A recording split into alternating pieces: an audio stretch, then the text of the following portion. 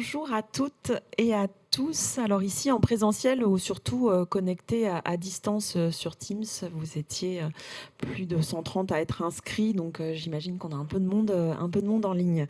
Bonjour à tous. Bienvenue au Hub des Territoires, l'espace d'échange et de collaboration de la Banque des Territoires. Je suis Anne-Sophie Incelin, je suis la responsable du Hub. Je suis vraiment contente de vous accueillir cet après-midi avec Isabelle Bonaujoin, la responsable du pôle entreprise publique locale à la direction de l'investissement, pour ce 13e atelier des foncières de redynamisation. Alors c'est un format qu'on a lancé maintenant il y a 3 ans, presque jour pour jour, voilà. Donc c'est un format de rencontre qui est aussi vieux que le Hub des Territoires puisqu'il a été créé en mai 2021. C'est une série de rencontres qu'on organise avec la Fédération des élus et des entreprises publiques locales pour partager ensemble les connaissances d'experts et les témoignages d'opérateurs de foncières. Alors on a un thème qui est pris à chaque fois. Aujourd'hui on va travailler sur les quartiers de gare. Je laisserai Isabelle en dire un peu plus sur le contenu. Pour ma part, je voulais vous donner quelques informations sur le Hub des Territoires. Alors, pour ceux qui ne connaissent pas encore, j'imagine que vous êtes un certain nombre à vous être déjà inscrits à ces ateliers, puisqu'on est, à la 13e édition. Mais dans le cas où on aurait des nouveaux venus, quelques mots sur le Hub des Territoires. Donc, c'est un dispositif, comme je le disais, qui a 3 ans maintenant, qui a été mis en place par la Banque des Territoires pour favoriser les rencontres, les échanges, les débats entre les acteurs qui font les territoires aujourd'hui, les collectivités, les entreprises publiques locales, les organismes de logements sociaux, les entreprises privées, pouvoir croiser les regards et ensemble se poser les bonnes questions. Quels sont les défis aujourd'hui auxquels font face les territoires et surtout partager les solutions, les retours d'expérience qui existent déjà en tout point du territoire. Donc, grâce au format hybride, on arrive à toucher largement, bien qu'on soit ici à Paris, on arrive à toucher largement les territoires et à adresser au plus grand nombre les sujets qu'on peut traiter ici, sachant qu'on a une programmation qui est assez large puisqu'on va toucher l'ensemble on va dire des orientations stratégiques de la Banque des Territoires, autant sur la transformation écologique que sur la cohésion sociale. Alors, si vous ne voulez rien manquer de notre programmation et si vous ne l'avez pas encore fait, je vous invite à vous inscrire à notre newsletter. Elle est mensuelle, elle vous donnera toutes les informations qui concernent les rencontres publiques, celles auxquelles vous pouvez facilement vous inscrire. Et puis, vous dire aussi que l'ensemble des événements, des rencontres qu'on organise ici sont enregistrés, font l'objet d'un replay. Donc maintenant, on commence à avoir un véritable centre de ressources avec l'ensemble des événements qu'on a pu faire jusqu'à maintenant. Le replay de l'événement de cet après-midi sera aussi disponible dans quelques jours en ligne. Voilà, je crois que j'ai rien oublié. Sur les événements à venir, on s'est dit que c'est Isabelle qui allait vous en donner le détail. Merci Anne-Sophie, bonjour à toutes et tous, c'est un plaisir de vous retrouver. Anne-Sophie l'a dit, c'est notre 13e atelier, donc moi je veux croire que c'est un signe porte-bonheur. Donc aujourd'hui, une grande qualité à la fois avec l'ensemble des intervenants qui vont prendre la parole dans quelques instants, aussi dans le choix de la thématique qu'on va aborder cet après-midi, les gares qui sont au cœur des villes, qui sont partie prenante de cette attractivité et de la manière dont on les intègre dans des projets de ville.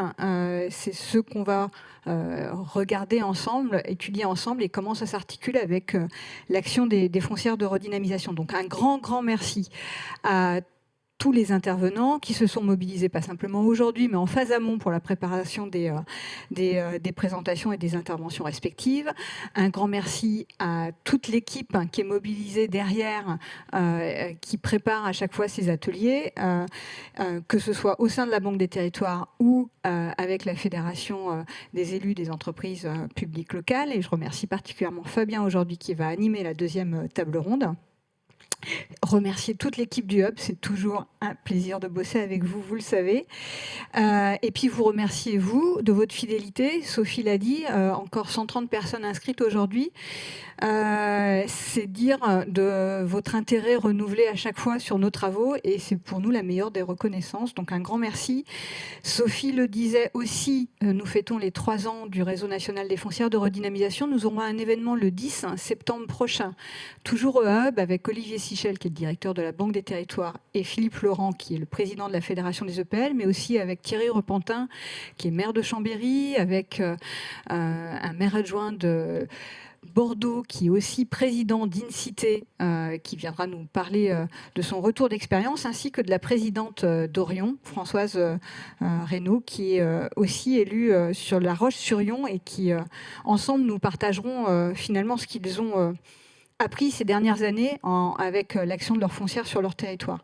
Dans les autres rendez-vous, très rapidement, le 19 septembre prochain, nous aurons un temps, toujours avec la Fédération des EPL, avec Cadre de Ville, sur la problématique du portage foncier moyen et long terme. Vous avez de nombreuses collectivités à vous interroger, et donc on a prévu un atelier spécifique pour partager sur des premiers retours d'expérience de structuration d'outils ad hoc pour pouvoir faire ces réserves foncières dans une logique non spéculative, dans un contexte de sobriété foncière, c'est utile. Prochain rendez-vous du Réseau national des foncières de redynamisation après nos 3 ans, ce sera le 11 novembre prochain, toujours au Hub. Et le 5 décembre, nous aurons aussi un temps d'échange sur le rôle de l'économie mixte dans la politique de la ville, à l'occasion d'un guide que nous sommes en train de finaliser avec la Fédération des EPL. C'était cette année les 20 ans de l'ANRU, et revenir sur le rôle stratégique que jouent les outils de l'économie mixte locale au cœur des quartiers politiques de la ville, c'est aussi extrêmement structurant. Sans plus attendre, le programme de notre atelier, 2 tables rondes. Une première table ronde où on pourra poser les enjeux de cette thématique, les gares au cœur des villes, et 2 témoignages passionnants. Je dis d'autant plus que j'ai fait la préparation et que moi j'ai été vraiment extrêmement impressionnée par les projets qui nous sont présentés sur Chartres et Saint-Nazaire, avec Franck Maslu, que je vais présenter, qui est vice-président de Chartres Métropole, maire adjoint de Chartres, président directeur général de Chartres Aménagement, et Franck Lemartinet, qui est en distanciel et qui est directeur général de la Sonadev à Saint-Nazaire. Et puis nous aurons après une deuxième table ronde où là on pourra faire un focus sur les problématiques franciliennes, avec notamment tous les enjeux autour des gares et des nouvelles gares de la métropole du Grand Paris. Voilà, je vous propose qu'on rentre dans le vif du sujet, et si Franck veut me rejoindre, ainsi que Thaïs de la 7, que j'ai oublié de remercier et qui participe aux travaux préparatoires. Et donc on va pouvoir commencer avec toi, Thaïs, qui nous a préparé quelques slides pour justement poser les enjeux de ces quartiers de gare en centre-ville. Voilà, à toi de jouer. Oui, merci Isabelle et bonjour à tous.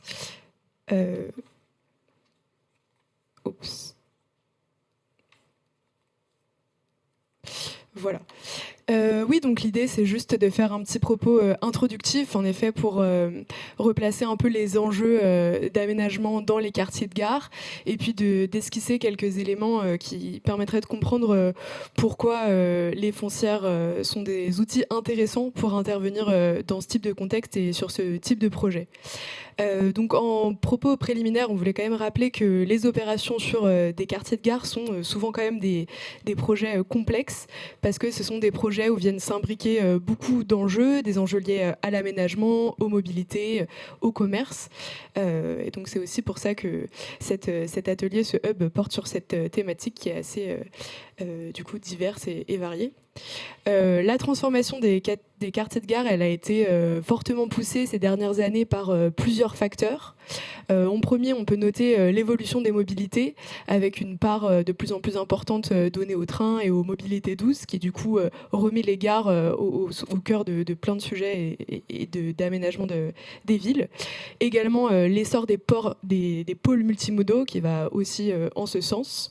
Et puis le besoin de renouveler la ville sur elles-mêmes, avec moins de possibilités d'artificialiser, ce qui du coup remet au centre des enjeux les quartiers de gare qui parfois étaient un peu délaissés et qui du coup deviennent aussi des viviers, des ressources en termes d'espace à aménager.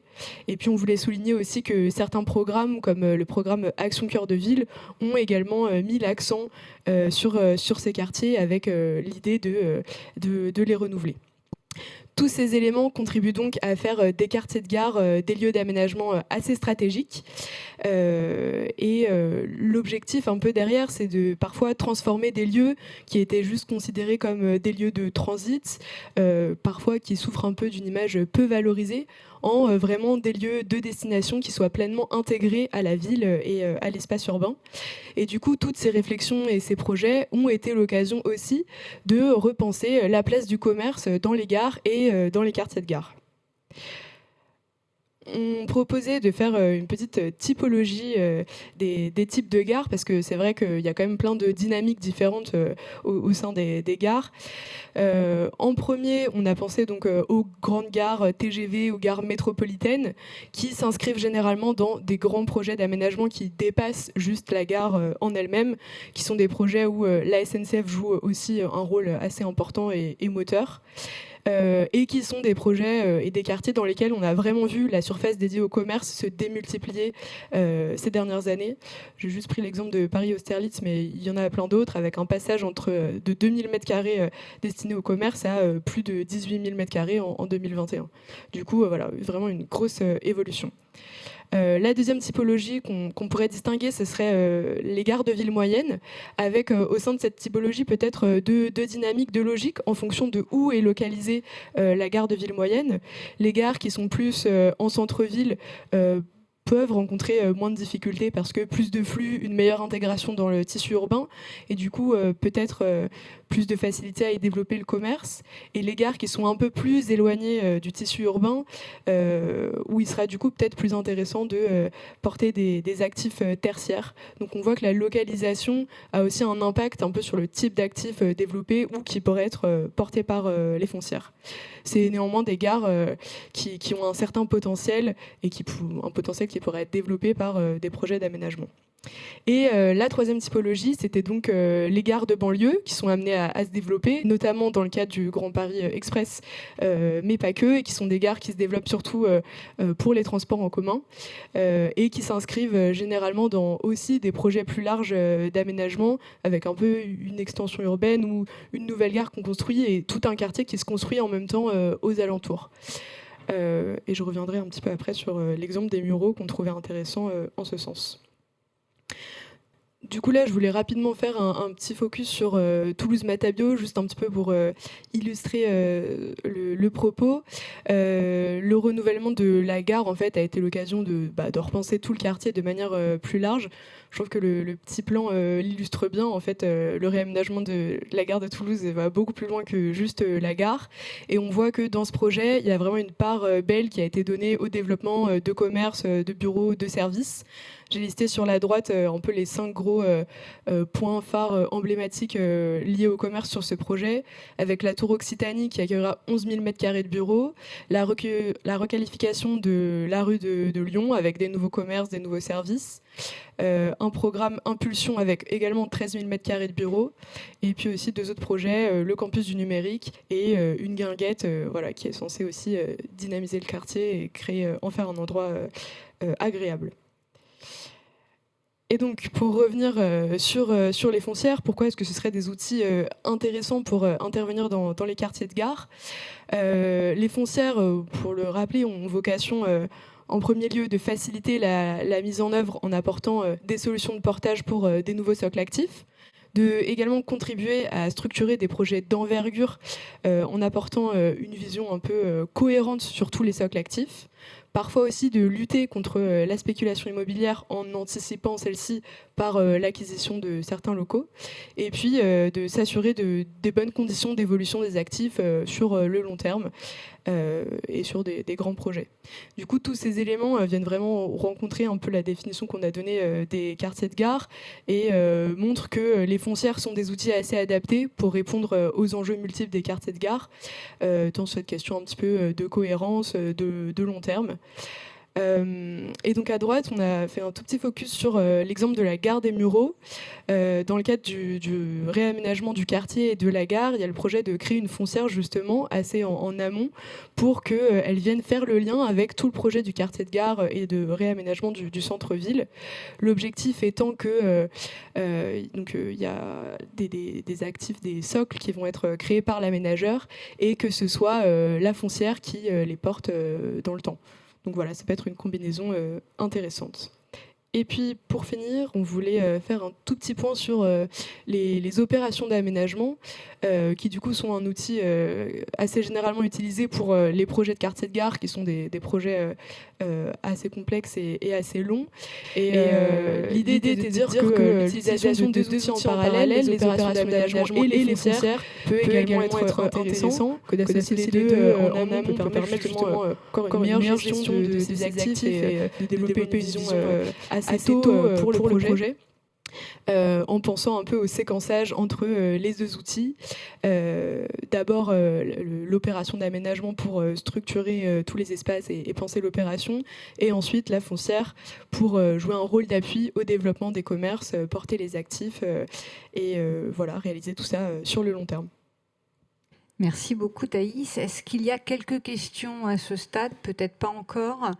Alors je vous propose que du coup on illustre tout de suite des projets de gare particulièrement ambitieux, en commençant par Chartres. Alors Chartres, c'est un territoire d'économie mixte et je suis particulièrement contente que Franck Maslu soit à nos côtés cet après-midi pour nous présenter le projet de réorganisation ou de restructuration, plus que de réorganisation, parce que c'est un projet extrêmement ambitieux qui a été mené de longue date par la ville.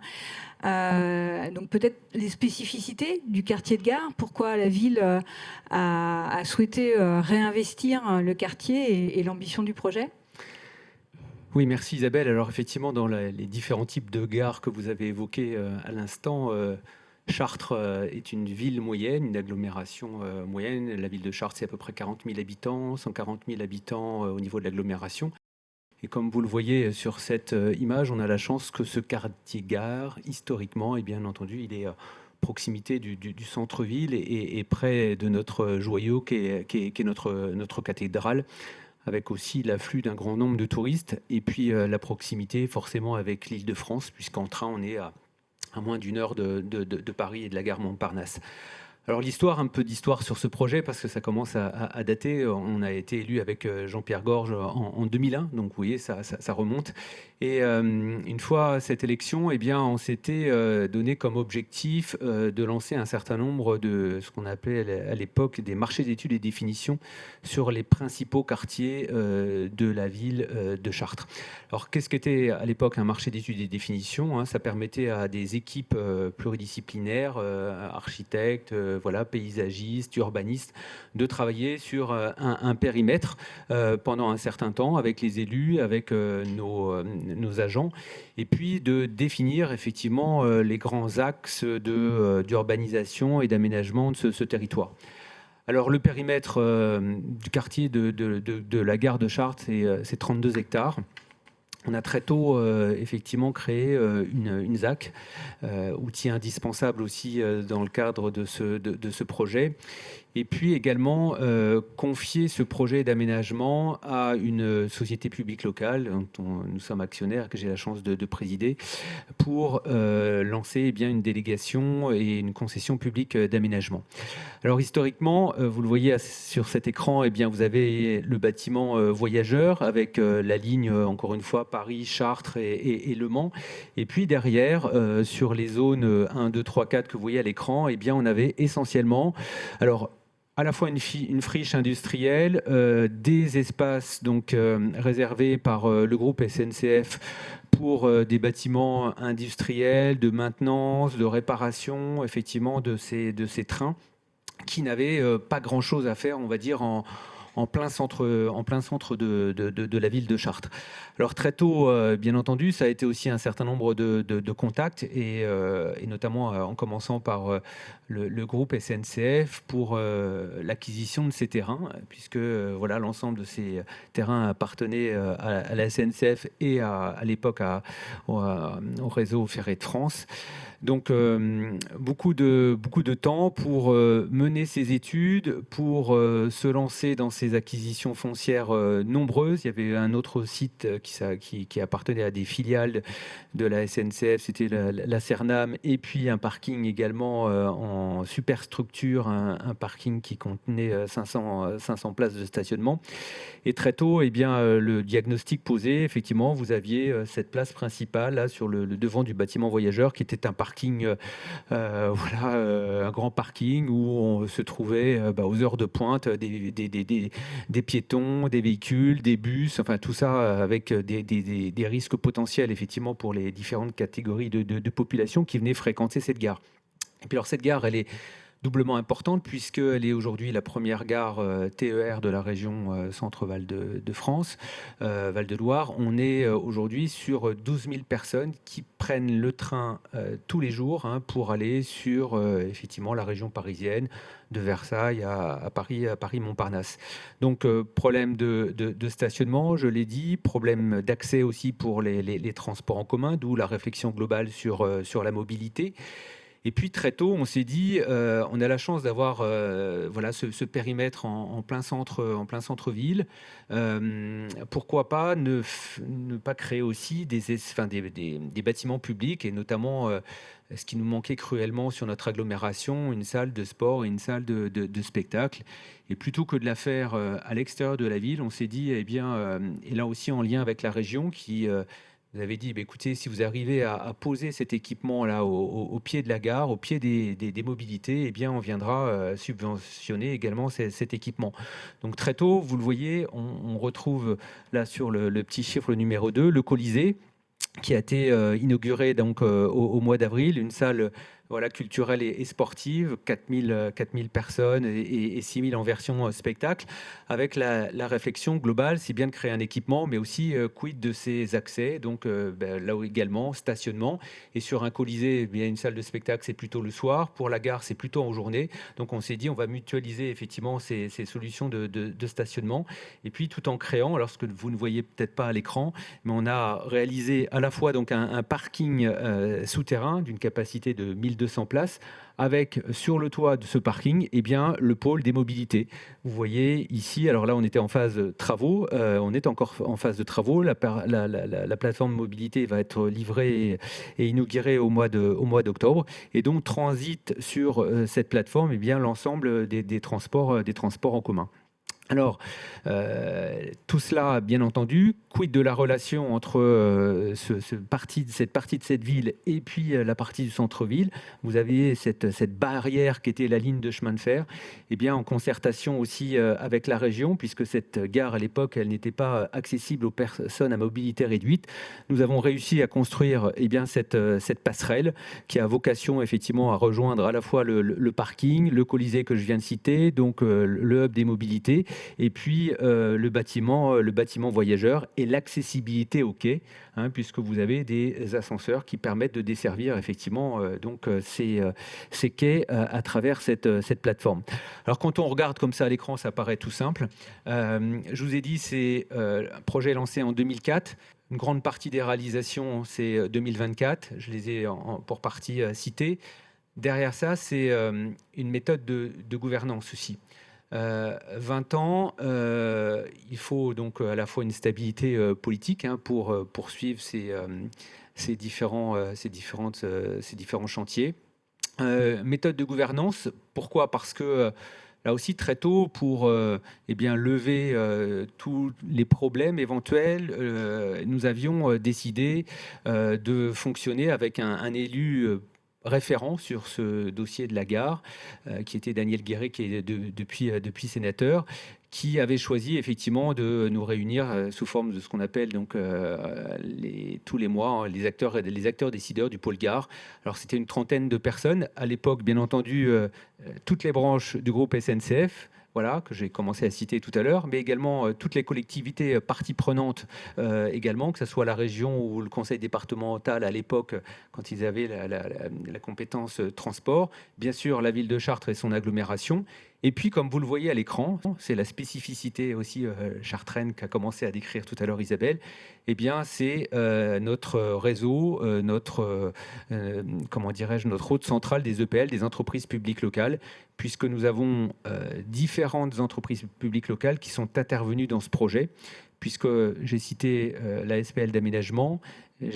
Nous avons créé aussi une SPL qui se charge des transports et des questions de mobilité, qui gère aussi la maison du vélo dans le bâtiment de la gare, le bâtiment voyageur. Il a fallu travailler aussi avec, on va dire, nos EPL qui gèrent toute la problématique des réseaux. Que ça soit, on a 2 CEMOP, une sur l'eau, une sur l'assainissement, par exemple.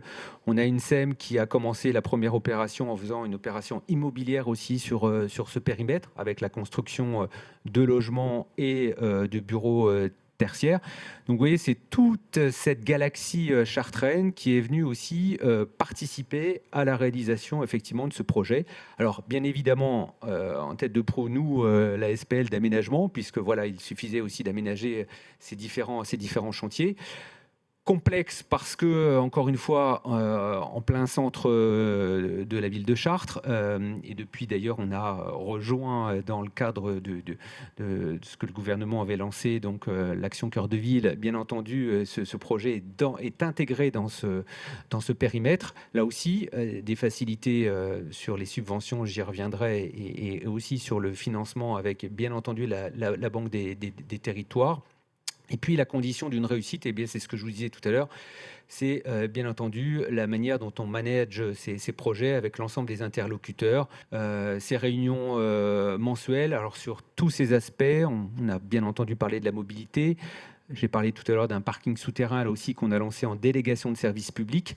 Donc construction, réalisation et exploitation par une entreprise privée. Et également toutes les questions de conventionnement qu'il a fallu faire avec la SNCF sur des conventions effectivement d'entretien, parce que quand vous avez une passerelle comme ça, il y en a une partie qui est publique, l'autre partie qui permet de descendre sur les quais aussi, et bien là c'est une convention d'entretien et de fonctionnement avec le groupe SNCF. Et puis vous allez peut-être rire, mais ce qui a été le plus dur pour nous dans l'acquisition de ce foncier, c'est qu'une partie de ce foncier était détenu par le comité d'entreprise de la SNCF, avec notamment sur place un centre de loisirs. On a mis pratiquement 10 ans à déplacer un centre de loisirs en proposant au comité d'entreprise, donc détenu par les syndicats, différents lieux. Ça a été assez épique. Il faut de la persévérance, il faut aussi que les planètes soient alignées, qu'il y ait encore une fois, comme j'ai dit, la continuité politique, l'ensemble des acteurs et quelles que soient les tendances politiques. On a très bien travaillé avec la région Centre aussi, qui est venue financer une grande partie de ces projets. J'ai parlé tout à l'heure du conseil départemental. Et sur la slide suivante aussi, vous allez voir un petit peu quelques images, entre guillemets, avant-après, comme je l'ai indiqué tout à l'heure. Auparavant, vous avez cette place essentiellement avec du stationnement et puis ces bus qui desservaient cette place. Et puis aujourd'hui, donc on a rendu cette esplanade donc aux habitants, aux gens qui fréquentent bien entendu le bâtiment voyageur, et puis l'accès par la plateforme et que vous voyez la passerelle donc qui permet de regagner donc l'autre côté des voies de chemin de fer. La réalisation du Colisée que j'ai indiqué tout à l'heure. Et on a travaillé aussi énormément avec les associations de quartier, les habitants, parce que bien entendu, tout cela, ça ne peut fonctionner sans aussi l'accord de la population. Donc ces associations étaient aussi tenues informées, on les réunissait aussi régulièrement. Forme d'inquiétude, à la fois pendant le temps des travaux, bien entendu, puisque les travaux ont duré quand même pas mal de temps, parce qu'à Chartres, vous avez une particularité aussi, une fois qu'on acquiert le foncier, il a fallu dépolluer ces terrains. bien entendu, comme partout, mais aussi on a beaucoup d'archéologie, donc des opérations lourdes aussi en archéologie qu'il a fallu réaliser.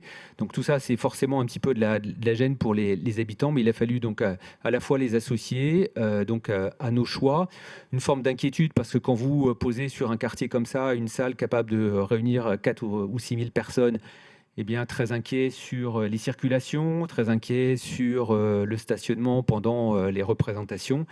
Et au final, après 4 mois de fonctionnement du Colisée, et pour les avoir revus récemment, eh bien, satisfait, parce que effectivement, on se rend compte que l'emplacement de cet équipement permet eh bien, aux gens qui le fréquentent eh bien, de venir par différents modes de transport. Je les ai cités tout à l'heure, et le parking d'ailleurs, j'ai eu les taux de retour de fréquentation du parking pendant ces événements, eh bien, il n'est rempli qu'entre 60 et 80%. C'est-à-dire qu'une grande partie du public, vous voyez, vient à vélo, vient à pied, vient par les transports en commun et éventuellement même par le train, d'où effectivement l'intérêt d'avoir positionné cet équipement là en plein centre. Et puis pour nous, le quartier gare, je vous l'ai dit tout à l'heure, nous on attache une importance particulière à notre cœur de ville. Le maire le dit souvent, je veux faire de mon cœur de ville le plus grand espace commercial à ciel ouvert, et c'est ça aussi qui prédomine chez nous en termes d'aménagement du territoire, c'est d'avoir su créer des équipements culturels, un cinéma en plein centre-ville également, de 11 salles, d'avoir mis en place aussi sur le périmètre de la gare une salle de spectacle aussi pour les compagnies théâtrales, les compagnies privées. C'est ce qu'on appelle les boulevards de la culture. Et tout cela fait qu'effectivement, en termes de commerce, eh bien, on a un taux de vacances très, très faible et bien inférieur à la moyenne nationale. Alors Chartres, je vous l'ai dit, c'est aussi du développement économique, et bien entendu, là aussi, quand il faut recruter, eh bien, quand on arrive à avoir un certain nombre d'équipements qui nous manquaient auparavant sur cette ville moyenne, eh bien, ça favorise son attractivité. Et la centralité de ce projet a fait aussi, je pense, bien évidemment, son succès. C'est vraiment un projet extrêmement ambitieux. Alors, il n'y a pas de foncière de redynamisation en tant que telle, mais il y a une SEM patrimoniale qui a apporté, tu le disais, de l'habitat, des programmes immobiliers tertiaires d'entreprises. Et puis, il y a tous les équipements qu'on peut retrouver dans les foncières de redynamisation. Mais c'est vrai qu'avec la gamme des EPL qui étaient présentes, du coup, vous avez fait le choix aussi d'avoir des outils dédiés sur des équipements ambitieux, et donc, du coup, des structures qui étaient amenées à gérer chacun des équipements et l'articulation avec le centre-ville historique de Chartres qui permet du coup d'avoir cette commercialité extrêmement reconnue. Alors oui, ça c'est la galaxie chartraine des entreprises publiques locales aussi. Voilà, à partir de 2001, on s'est vite rendu compte, et notre maire étant à l'époque parlementaire, il nous a rapidement dit il faut qu'on s'organise, voilà, pour être de plus en plus autonome. Et l'intérêt des EPL, c'est effectivement, et vous le savez tous, c'est l'agilité de ces structures. Voilà, c'est beaucoup plus facile par le biais d'une SPL d'aménagement de conduire un projet comme celui-ci, parce qu'avant tout, il faut recruter aussi des compétences. J'ai la chance d'avoir dans mes équipes des architectes, des urbanismes que je n'arrivais pas à recruter au départ quand j'étais dans un budget annexe aménagement de la ville ou de l'agglomération. Donc c'est tout ce qui fait l'intérêt effectivement de ces structures. Et puis encore une fois, on travaille en interne. L'exploitant du Colisée, c'est aussi une SPL, voilà, par exemple. Donc voilà, on travaille entre nous, on fait ses choix, effectivement, on fait ses choix politiques de développement du territoire et de ce quartier, parce qu'avant tout, effectivement, c'est un choix et une gouvernance politique qu'il a fallu mettre en place et qui est essentielle à la réussite des projets, et puis au bon fonctionnement avec l'ensemble des opérateurs que j'ai cités, bien entendu, tout à l'heure. Et donc une grande fierté à présenter ce projet, et je vais faire un petit peu de pub. Alors oui, puisque... j'allais le dire aussi, parce que cette opération, je vous l'ai dit tout à l'heure, on l'a conduite sous forme de concession publique d'aménagement. C'est sans accepter le coût de construction du Colisée, toute la partie aménagement de cette concession, c'est quand même 130 millions d'euros. 130 millions d'euros, une centaine portée par les collectivités, parce qu'effectivement, les recettes de cession foncière, elles sont à la marge. On a fait quelques opérations de logement, de bureaux, comme tu le disais tout à l'heure, mais qui ne représentent, voilà, on va dire qu'à peu près donc, 20% de ce projet. Et puis derrière, eh bien, c'est des financements. Des financements quand il faut acquérir le foncier, quand il faut faire la reconstitution ferroviaire, des équipements qui étaient présents sur site. Et là aussi, eu égard effectivement aux finances du groupe SNCF, il a fallu porter nous-mêmes ces déplacements, ces déplacements de construction de nouveaux bâtiments pour le groupe. Eh bien, rien que la reconstitution ferroviaire, c'est à peu près 32 millions d'euros. Et 32 millions d'euros, si je n'ai pas effectivement la Banque des Territoires pour nous aider à porter ces opérations sur des durées très importantes. Même chose pour le Colisée. Voilà, j'ai emprunté un peu plus de 40 millions d'euros auprès de la Banque des Territoires. Et parce qu'on est intégré dans l'opération Cœur de Ville, un financement 100% Banque des Territoires, eh bien, voilà, ça m'a permis d'avoir des emprunts sur des durées de 40 ans. Et même chose pour ma SPL, voilà, des emprunts de trésorerie qui m'a permis effectivement de travailler avec à la fois la souplesse sur les financements. Et sans cela, eh bien, effectivement, on n'aurait pas pu en faire autant en si peu de temps sur ces aspects financiers. Alors, ce qui est amusant, c'est que moi, je pensais un peu de pub pour toi. Mais moi, je pense parler mais non, mais moi, je pense parce que de l'accompagnement de la Banque des Territoires. Tu l'as dit tout à l'heure, je suis à la fois adjoint et à la ville et à l'agglo et en charge des finances. Donc, je peux vous assurer que voilà, j'ai cette lourde tâche aussi de présenter ces budgets. Et on n'a pas développé que le quartier gare à Chartres. On a développé bien d'autres projets également, y compris sur le développement économique, parce que je disais tout à l'heure, avant tout, pour qu'une ville moyenne comme nous, à proximité de Paris, s'en sorte, eh bien, on avait la chance d'avoir des réserves foncières, mais encore faut-il les aménager. Et tout cela, c'est des montants. Et si on fait les projets les uns derrière les autres, on aurait mis au minimum 50 ans, voire plus, à transformer cette ville, alors qu'aujourd'hui, avec cette souplesse à la fois des EPL, cette souplesse des financements, eh bien, on a pu interagir sur un grand nombre des quartiers de la ville. Merci beaucoup. Et donc le clin d'œil, la Fédération des élus des entreprises publiques locales organise chaque année les trophées des EPL pour valoriser, pour mettre en lumière des projets exemplaires. Et Chartres a présenté du coup son opération d'aménagement. Je crois que vous avez un lien qui va apparaître dans le fil, donc n'hésitez pas. Il y a plein de projets super intéressants, dont celui de Chartres. Voilà. Est-ce qu'il y a des questions? Je vois qu'il y en a. Alors, il n'y en a pas sur le chat, mais l'intervention a suscité aussi quelques questions de notre part. En termes de typologie d'offres commerciales que l'on peut retrouver sur ce quartier de gare, moi j'ai bien compris qu'il y avait tout un pôle dit récréatif. Quid de l'articulation finalement entre l'offre commerciale qui est développée en centre-ville et celle qui peut aussi être gravitée autour de ces grands pôles? Alors on est venu, je vous l'ai dit, effectivement, vous avez raison, on est vraiment en très grande proximité de l'hypercentre de ville avec ces 600 commerçants. Donc on a surtout développé voilà, sur une opération immobilière en raie de construction, effectivement, plutôt des pôles, notamment une maison de santé là, qui va voir le jour. Quand je dis maison de santé, c'est au sens... Parcours santé, c'est pas qu'une offre immobilière, mais on va créer, on est en train de développer là aussi donc tout ce qui est médecine, télémédecine assistée, par exemple, donc quelque chose de novateur également. Et donc en lien avec la maison de santé, eh bien c'était l'accueil d'une pharmacie. Enfin voilà, c'est des commerces d'hyper proximité. Il y aura une boulangerie, bien entendu aussi tout ce qui est restaurant, pôle de restauration en proximité, forcément du bâtiment voyageur et avec le Colisée. On avait la chance sur cette emprise foncière de ne pas avoir de commerce, donc ce qui aussi des fois facilite énormément les choses.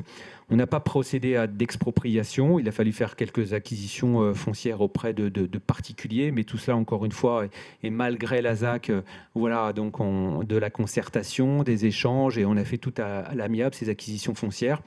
Et puis simplement l'acquisition effectivement d'un parking qui qui appartenait donc à une filiale de la SNCF.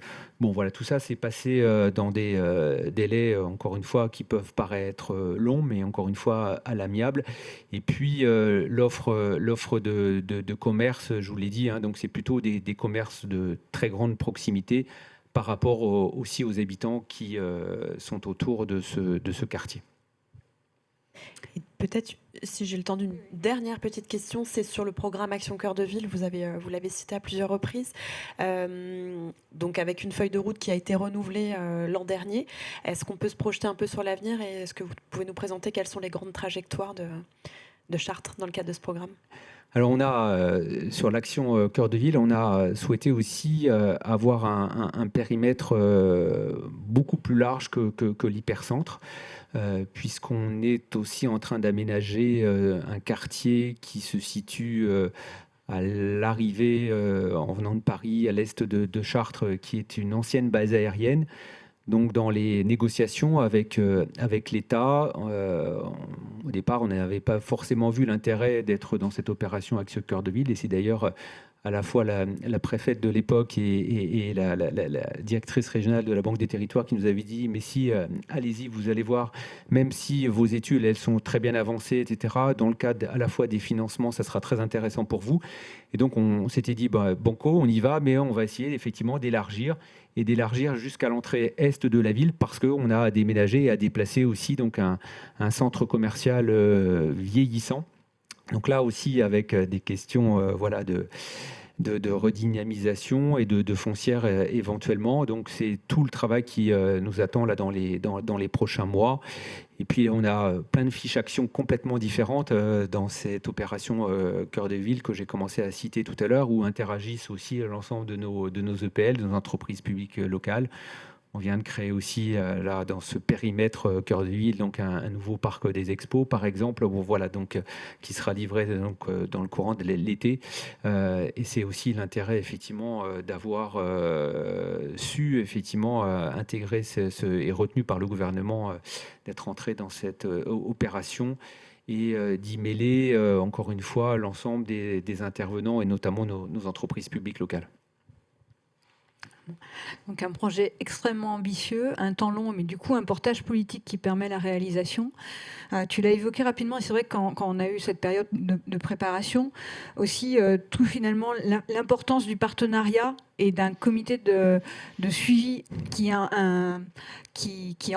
emmène l'ensemble des partenaires pour un alignement des objectifs.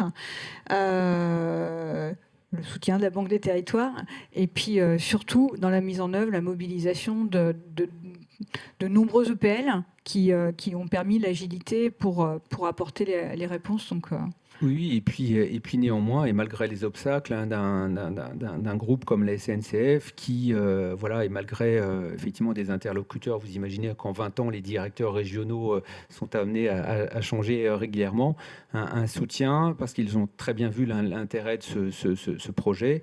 Et d'ailleurs, le président Farandou, le président actuel de la SNCF, est venu donc au mois de juin visiter effectivement les réalisations sur ce quartier. Et donc, il a effectivement, il a pointé du doigt effectivement la relation qu'on avait eue avec eux, avec la volonté des élus. Et puis, il a cet objectif effectivement de mettre au cœur des missions de la SNCF la proximité, les territoires et le travail avec ces élus qui sont là pour effectivement transformer leur ville, transformer leur agglomération. Je pense que Chartres, on le verra tout de suite après, n'est pas un cas isolé, mais sur une ville moyenne comme celle-ci, on a su démontrer effectivement qu'on pouvait y arriver avec le temps et la pédagogie, voilà, et la patience. Merci beaucoup pour cette présentation très complète. Chartres, un superbe exemple, mais on a la chance aussi cet après-midi d'avoir le témoignage de Franck Le Martinet, qui est donc le directeur général de la Sonadev. Et on va partir à Saint-Nazaire. ce n'est pas la même histoire, et pour autant, c'est un territoire passionnant que j'ai redécouvert dernièrement grâce justement à une visite sur place, un temps de présentation de l'ambition du territoire, du projet de ville et de l'action de la SONADEV. Donc un grand merci à Franck d'être présent avec nous et de partager avec sa présentation ce projet ambitieux que la SONADEV a mis en œuvre. Franck, je vais passer les slides. Je te laisse me dire, Oui. me préciser quand tu veux que j'accélère. Voilà. Entendu. Donc, la parole est à moi. Oui. Très bien. Merci. Bonjour à toutes et à tous. Ravi d'être avec vous, même si c'est en distanciel. Mais je pense que la technologie sous contrôle des équipes du Hub, voilà, que je remercie, donc ça va bien se passer normalement. Donc, je vais vous parler un peu de Saint-Nazaire. Alors, c'est vrai que au départ, le sujet gare, pour moi, enfin pour nous à Saint-Nazaire, on va pas dire que c'est un vieux sujet, mais enfin, il est un peu derrière nous. Et vous allez voir qu'en contextualisant ce sujet gare, on va être obligé de remonter un petit peu plus loin dans l'histoire parce que ça participe de l'histoire de la reconstruction de Saint-Nazaire. Car effectivement, mon histoire, là, celle que je vais vous raconter, le récit que je vais vous faire, commence à l'après-guerre. Saint-Nazaire était une ville du 19e, accrochée, arrimée à son port, hein, avec une grosse activité maritime, puisque c'est de là que partaient les transatlantiques pour l'Amérique du Sud. Je vous renvoie aux 7 boules de cristal là, et à Tintin. Hein, voilà, vous aurez quelques illustrations, quelques vignettes qui montrent l'activité portuaire de Saint-Nazaire. Et puis également l'activité des chantiers navals, voilà, qui était bien entendu, qui reste très forte aujourd'hui. Voilà, mais pour autant, donc effectivement, Saint-Nazaire est une ville de la reconstruction. Elle a été détruite à 85%. Voilà, 20 000 immeubles détruits, c'est considérable. Vous avez une photo en haut à droite qui montre un petit peu les décombres. Donc, c'est une ville reconstruite déjà sur les décombres de la guerre. On a des remblais partout, hein, au niveau de la ville reconstruite. Alors, une des particularités de la reconstruction de Saint-Nazaire, c'est que, bon, déjà, il y a eu donc un architecte en chef de reconstruction qui était Noël Le Maresquier, Grand Prix de Rome. Alors, je suis un petit peu avant, là, tu passes Voilà, je suis toujours sur ce slide. Et dans le projet de reconstruction, un des sujets qui a primé, c'est les besoins du port et des chantiers navals.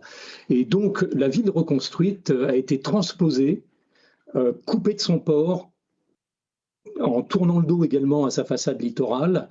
Donc, en fait, l'axe de la ville a pivoté à 90 degrés selon un axe nord-sud, et la reconstruction s'est faite sur un plan orthogonal avec un axe qui est une avenue monumentale, qui s'appelle l'avenue de la République, qui prolonge la route de Nantes et qui va depuis la nouvelle gare reconstruite, je dirais quasiment les pieds dans l'eau, hein, puisque c'est le début de la Brière, alors que la gare historique, elle, était boraquée. On descendait, en arrivant de Paris, on descendait du train et on montait sur les paquebots transatlantiques. Voilà. Et puis, c'est une ville reconstruite avec un gabarit particulier, voilà, avec un rez-de-chaussée commercial, donc avenue de la République. Vous avez une avenue qui doit faire 1,5 km avec des rez-de-chaussée commerciaux d'un bout à l'autre, et 3 étages plus comble. Vous verrez tout à l'heure un petit peu la physionomie de la vie reconstruite. Voilà, tu peux passer le slide suivant, s'il te plaît. Voilà. Alors, je passe les étapes de la reconstruction pour arriver dans les années 80, où la ville s'enfonçait dans la crise. Début des années 80, chômage record, hein, 23% de la population active. Élection de Joël Batteux, c'est important de le citer parce que c'était un maire bâtisseur en 83, et très vite, puisqu'il était adjoint à l'urbanisme auparavant, il a pu lancer les premiers projets en centre-ville, pour lesquels il a notamment fait appel à Claude Vasconi. Et un des actes fondateurs de la revitalisation du centre-ville, c'est la construction du Centre République, le paquebot qu'on voit en haut à droite, qui est un centre commercial construit à l'emplacement d'une grande nappe de parking qui a reposé au milieu de l'avenue de la République le centre commerçant, le cœur de ville de Saint-Nazaire, ce qui n'était pas évident à l'époque. En fait, Saint-Nazaire, du fait de la crise, avait un costume trop grand. Hein. J'ai parlé de cette grande avenue commerçante. Il y avait déjà une désemprise commerciale. Et donc, on a, à cette époque, recentré l'activité commerciale avec un acte fondateur qui était le paquebot et accompagné également d'un grand projet de réaménagement des espaces publics qui, à l'époque, a été confié aux ateliers Ruel, avec la définition d'un style nazérien qui a donné une nouvelle identité au centre-ville. Le deuxième, alors tout ça c'était des projets un petit peu préliminaires, assez globaux, et fort de cette expérience et de cette réussite, le stade suivant, c'est quelque chose qui est assez connu, hein, et qui a fait, je pense, la renommée de Saint-Nazaire au niveau des projets urbains.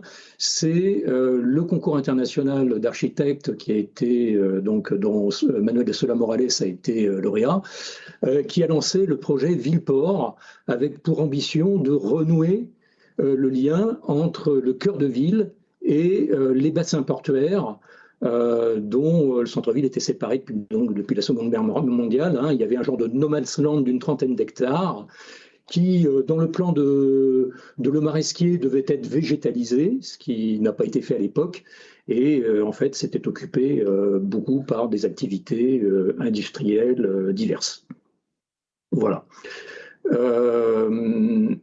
Alors, dans ce grand projet, ceux qui connaissent Saint-Nazaire le savent, il a été choisi de préserver la base des sous-marins au cœur du projet Ville-Port. Plusieurs alvéoles ont été percés pour ouvrir les perspectives vers les bassins, puisque la base des sous-marins, c'est 4 hectares, hein, donc qui barrait complètement l'accès au bassin depuis le centre-ville. Donc l'idée de Solà Morales a été de percer cette base et de construire également une rue suspendue, donc c'est un ouvrage d'art, hein, qui permet d'accéder au toit de la base en surplomb de la ville. Donc c'est un genre de belvédère urbain qui donne à la fois sur le port et sur la ville. Voilà. Et puis donc, dans tous ces espaces publics aménagés, un certain nombre de programmes sont venus prendre place, un cinéma, un supermarché, des logements.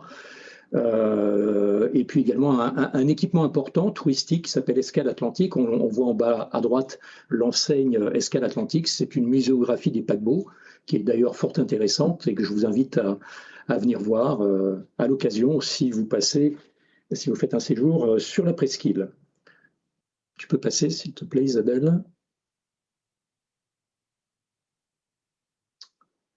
Voilà. Alors, donc, la gare dans tout ça, ça faisait partie aussi des premiers projets en lien avec le centre-ville, hein, puisque je vous l'ai dit, la gare a été repositionnée en frange de la ville reconstruite. La ville reconstruite, finalement, est venue marquer un petit peu la limite entre le grand paysage de la Brière et la ville-centre.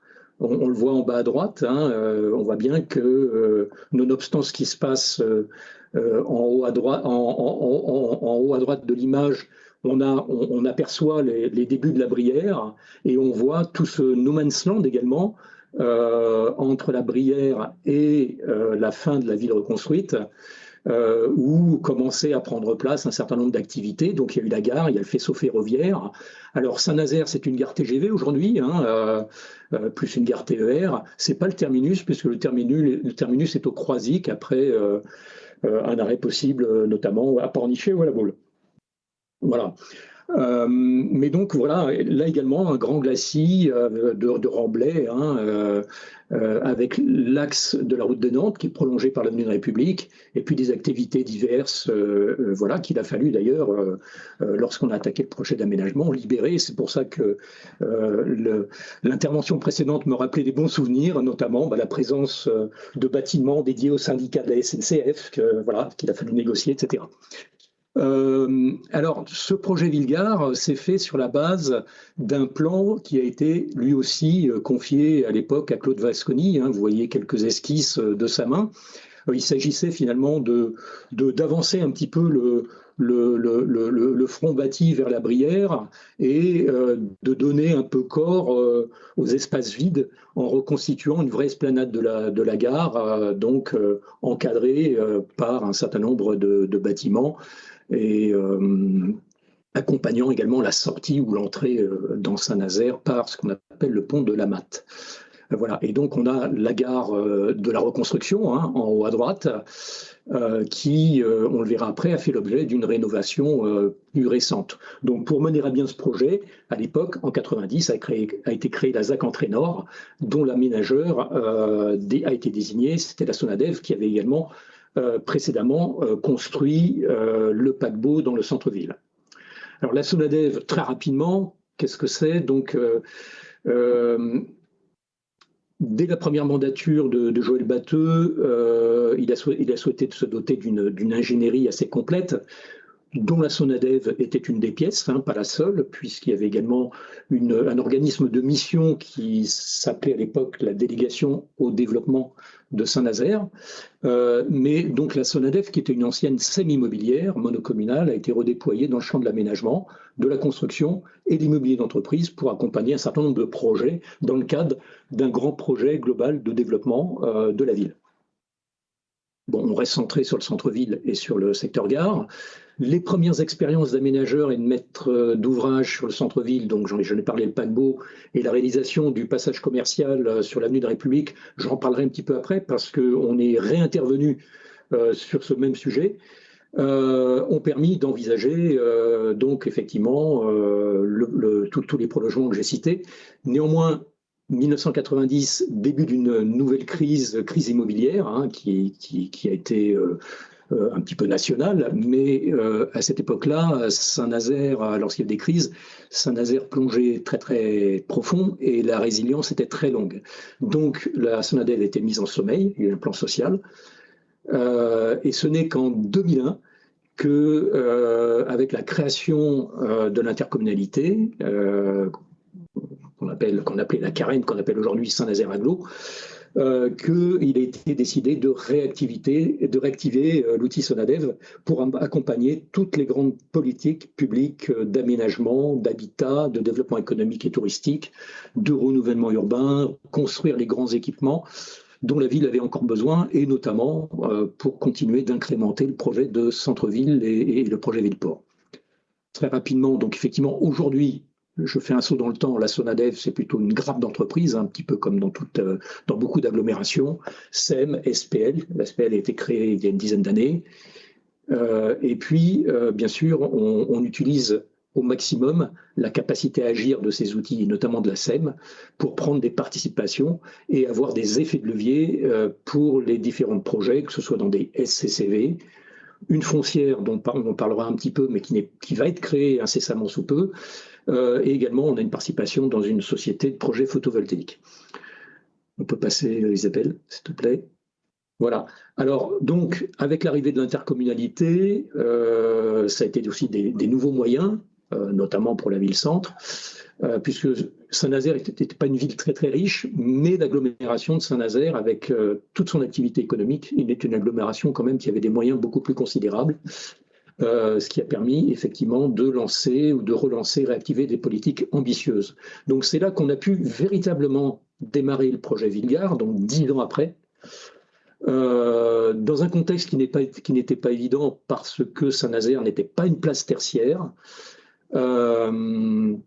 Néanmoins, on a engagé ce projet avec deux actes très fondateurs, à la fois la construction par la Sonadev du siège de la Carène, dont nous sommes restés propriétaires, Voilà, encore aujourd'hui. Et également le lancement d'une première opération immobilière avec la construction d'un grand parking face à la gare. Donc c'est le chantier qu'on voit en haut à droite. Et on a vendu en volume au-dessus à un promoteur. Mais ce qu'il faut savoir, c'est qu'à l'époque, donc on était début des années 2000, faire 13 000 mètres carrés de bureaux à Saint-Nazaire, c'était pas évident. Et ce qui était surtout évident, c'est qu'il n'y avait pas beaucoup d'opérateurs capables de le faire. Donc je pense qu'on a eu la possibilité d'aller chercher le bon partenaire et de pouvoir monter cette opération en volume dans un cadre de très grande confiance avec ce partenaire. Donc ça, c'était les 2 premiers actes fondateurs du projet Villegard. Et puis, parallèlement, on a poursuivi avec la ville de Saint-Nazaire le projet Villeport, qui, je le rappelle, permettait également de renouer avec les bassins. Et dans le cadre de ce grand projet Villeport, donc il y a eu une deuxième phase à partir des années 2000, avec la construction par Apsis, qui est un opérateur de centres commerciaux, d'un vaste complexe commercial de 17 000 m² qui a fait la jonction entre le cœur de ville et le quartier Villeport. Donc c'est un projet qui avait été confié à l'agence Reichen et Robert, qui a une particularité, c'est un genre de mall commercial sans locomotive alimentaire, ce qui était un sacré pari, assez audacieux, avec une galerie finalement à ciel ouvert. Voilà, c'est un projet qui à l'époque avait été particulièrement remarqué. Très audacieux parce qu'effectivement sans locomotive alimentaire, malheureusement avec la désemprise commerciale qu'on connaît depuis quelques années, il a vécu quand même des phases un peu plus compliquées. Là il y a un regain d'intérêt pour cet équipement, donc aujourd'hui ça va pas trop mal. Je reviens sur le secteur gare parce qu'effectivement dans les années 2010 il y a eu une nouvelle étape, donc c'est la 3e. Avec la création du pôle d'échange multimodal. Donc au fond, sur l'image en haut à droite, on voit les immeubles Météor qui étaient une des opérations fondatrices du quartier gare. Et en premier plan, le pôle d'échange multimodal qui a été assez structurant et qui a d'ailleurs contribué à redonner aussi de l'image à l'entrée de ville, avec un design urbain très, très marqué. Et dans le même temps, d'ailleurs, également, le pont de la Matte, là, si on peut dézoomer, le pont de la Matte a été également déposé et reconstruit avec une opération de design aussi très, très appuyée qui a marqué cette deuxième étape du secteur Ville-Gare, où effectivement, cette fois-ci, on a pu réunir vraiment toutes les conditions d'une vraie intermodalité avec tous les modes de déplacement et puis donc un signal urbain très fort maintenant pour l'entrée de ville. Tu peux passer Isabelle, oui. Voilà. 2014, nouvelle étape pour le projet de centre-ville. Ce qu'il faut comprendre, c'est que tout cela se tient, c'est vraiment un projet global. 2014, élection municipale, nouvelle équipe, alors avec une forme de continuité, mais avec un nouveau maire qui s'appelle David Sanzin. Qui a fait de la redynamisation du centre-ville l'une des priorités de son action parce que malgré que Saint-Nazaire, effectivement, depuis 1985, a réinvesti son centre-ville, malgré tout, la désemprise commerciale se poursuivait, notamment par le fait qu'effectivement, les habitudes de consommation ont pu changer, les modalités de distribution également, mais surtout, on a un appareil commercial périphérique qui s'est développé sur tout le bassin de vie de Saint-Nazaire. C'est un bassin d'à peu près 200 000 habitants. Donc, effectivement, après-guerre, au moment de la reconstruction, les habitants du bassin de vie venaient à Saint-Nazaire faire leurs achats, je dirais, dans les années 80 et début des années 2000, c'était plus du tout le cas. Et donc la zone de chalandise s'est considérablement rétrécie et quasiment cantonnée à la ville-centre. Voilà, donc nouvelle équipe, délibération cadre, on reste sur le même slide, s'il te plaît Isabelle, délibération cadre, donc il y avait un plan d'action, voilà, avec plusieurs champs d'intervention, construire un centre-ville marchand moderne et attractif, redonner de l'intensité au centre-ville avec de nouveaux logements, une plus grande mixité sociale, simplement pour indication, dans un périmètre, à l'époque, hein, dans un périmètre de 500 mètres autour de la gare, vous aviez 50% de la population qui occupait les immeubles de reconstruction, que ce soit des propriétaires occupants ou des locataires, qui relevaient des plafonds du PLAI. Maintenir et voire développer une offre d'emploi en centre-ville, pour continuer d'implanter ou de repositionner des équipements structurants, un peu à l'image de ce qu'a fait Chartres, hein, dans le centre-ville, dans le grand centre-ville, hein, j'intègre également le périmètre Villeport. Proposer également des espaces publics agréables, des lieux de convivialité, amener de l'animation, renforcer le végétal. Donc aujourd'hui, on est dans les travaux de la ville Jardin. Donc effectivement, Saint-Nazaire réinvestit de nouveau ces espaces publics pour intensifier la présence du végétal. Et puis mettre en place également une stratégie de communication et de promotion plus efficace pour gérer cette redynamisation, ce renouveau du centre-ville. Donc les images qui sont là, nous en avons une qui illustre un sujet sur lequel je vais venir, qui est la place du commando, qui va montrer comment on articule SEM, SPL, et puis vous avez quelques illustrations également du renouvellement des espaces publics. C'est un peu long, Isabelle ? Oui, alors Franck, ça va être extrêmement frustrant. Il va nous rester un peu moins de 3 minutes pour les 10 dernières années. Ça va le faire. C'est le sprint final, c'est le Tour de France. Donc, on te fait confiance.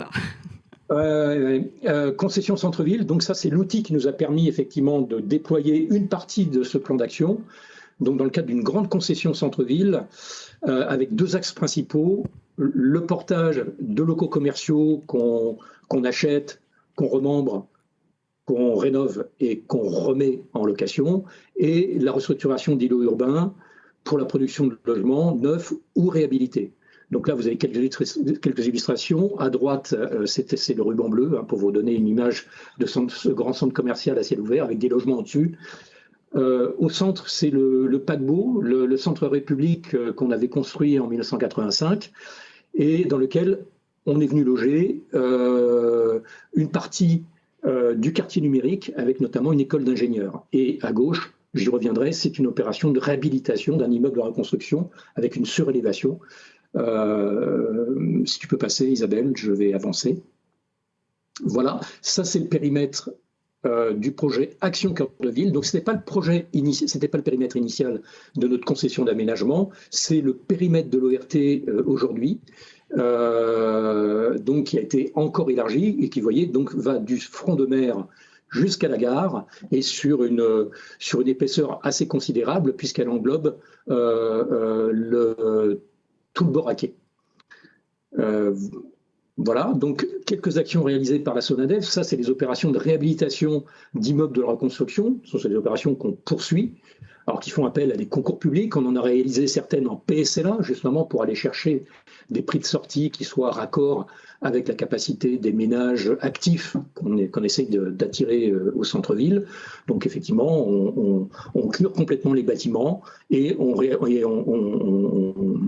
réhabilite en fabriquant des logements aux normes d'aujourd'hui, sans non plus dénaturer la modénature des immeubles de reconstruction. Ça, ce sont des exemples effectivement de restructuration d'îlots urbains sur lesquels on va aller chercher ensuite des opérateurs privés, des promoteurs, etc. On va passer également, Isabelle.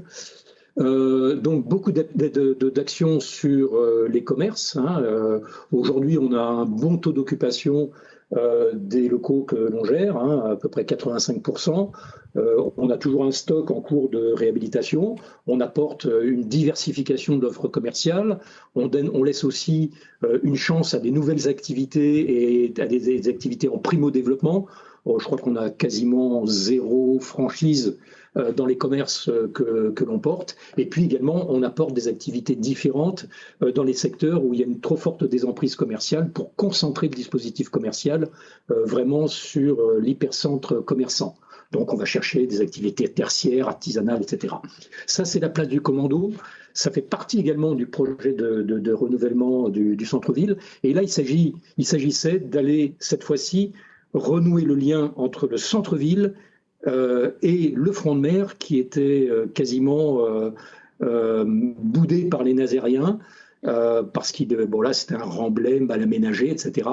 Et donc ça s'est fait en plusieurs tranches, 3 tranches, la 4e va démarrer bientôt. Et lors de la 3e tranche, effectivement, Joël Batteux, qui était encore maire à l'époque, a dit il nous faut absolument un lieu emblématique, une destination où on puisse voilà, trouver une offre de restauration, de bar, faire la fête, etc. Donc c'est un projet que la Sonadev a construit dans le cadre de la concession centre-ville, en étendant le périmètre de la concession à l'époque qui n'allait pas jusqu'au front de mer, et que la SEM a racheté à terminaison, et donc aujourd'hui on le porte encore et on l'exploite. Les dernières actions, ça c'est la finition, c'est la terminaison du projet de la ZAC Entrée-Nord, hein, avec la dernière opération de l'îlot Willy Brandt, avec une mixité de produits, hôtels, logements en accession, locatif social et des bureaux où nous sommes aujourd'hui logés. Et puis sur vraiment le cœur de ville, la SPL a libéré de nouveaux îlots sur lesquels la Sonadev, la SEM, fait une opération de promotion destinée à des activités médicales qu'on voit en haut à droite. Et plus bas également, dans le cadre de la concession, nous allons réaliser un grand parking de cœur de ville pour compenser effectivement tous les parkings qu'on a fait disparaître dans le cadre de la restructuration du centre-ville. Et puis le quartier numérique dont j'ai parlé tout à l'heure. Alors je pense que sur les slides suivants, très rapidement, je peux simplement... oui, alors la poursuite des actions, j'en ai parlé sur les immeubles de réhabilitation, mais on commence également à intervenir maintenant dans le cadre de la concession, dans des copropriétés et en lien avec l'ANA et l'agglomération de Saint-Nazaire.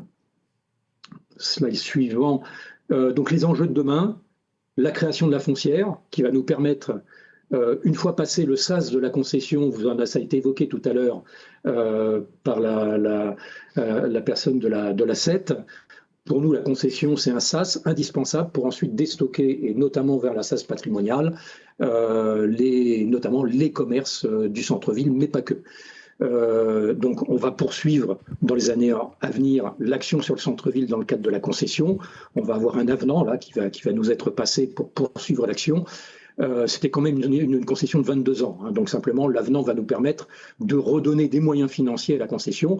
Et puis il y a un nouveau périmètre d'ORT qui dorénavant va englober tout un secteur commercial qui est à l'extérieur de Saint-Nazaire, sur la commune de Trignac, et sur lequel on a une véritable opportunité d'intensification foncière.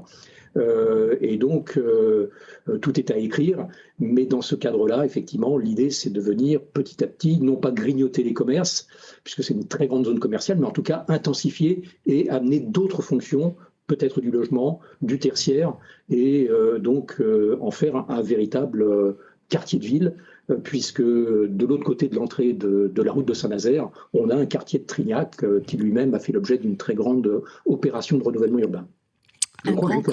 Un grand merci Franck. Alors l'exercice est extrêmement frustrant parce que du coup on aimerait pouvoir avoir un temps d'échange avec toi et des réponses, mais au bénéfice du temps qui passe et de la deuxième table ronde qui est tout aussi passionnante, je vous propose qu'on arrête là notre première table ronde. Si Franck ne vous a pas donné envie d'aller à Saint-Nazaire, ça a désespéré parce que le territoire est passionnant. On parlait d'opérations dans le temps avec Chartres, mais on voit qu'il n'y a pas que Chartres et Saint-Nazaire a fait la démonstration de la continuité de l'action publique au bénéfice d'un territoire aujourd'hui où il fait bon vivre. Donc un grand merci Franck. Et puis sans attendre, Fabien, si tu veux prendre le relais pour cette deuxième table ronde. Merci beaucoup Franck, merci beaucoup. Enfin Franck avec un S, si je peux me permettre, Franck Maslu, Franck Le Martinet et Thaïs.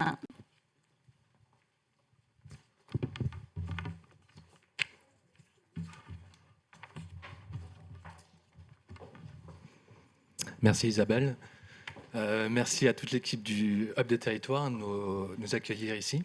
Merci plus largement à la Banque des Territoires d'avoir monté ce réseau national des foncières de redynamisation qui est un réseau qui fonctionne bien, qui a beaucoup d'intérêt, qui suscite beaucoup d'intérêt compte tenu du nombre de personnes inscrites à l'atelier d'aujourd'hui. Malgré 3 ans d'existence, on voit qu'il y a encore beaucoup de projets à montrer, exemplaires, et je pense que ça peut inspirer aussi beaucoup de collectivités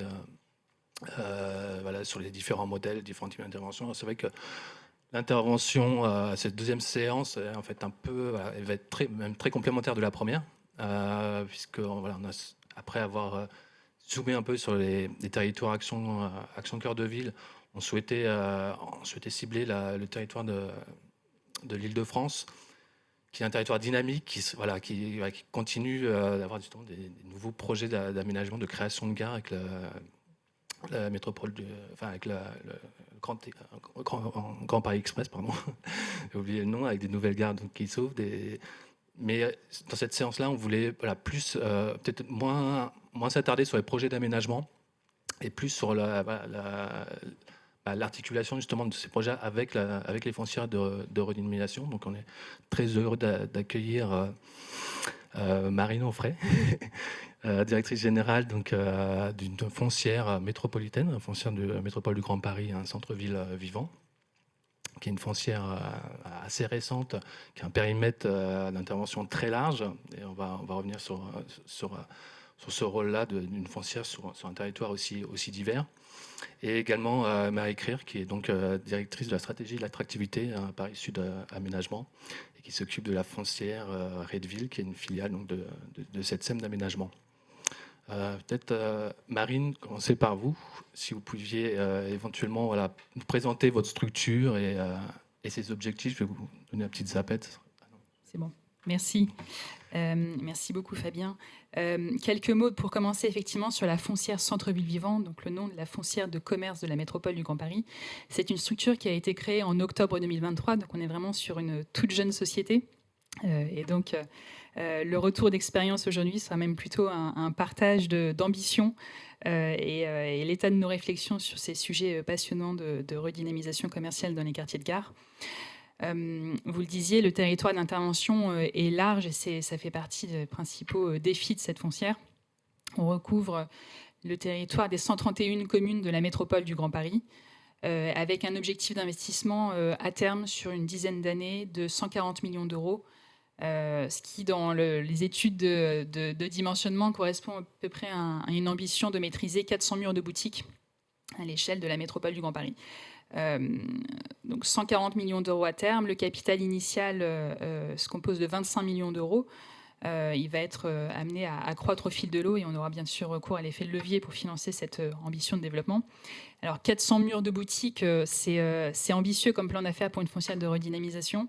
Et en même temps, c'est une goutte d'eau par rapport au parc de rez-de-chaussée commerciaux à l'échelle de la métropole du Grand Paris qui compte plusieurs dizaines de milliers d'emplacements.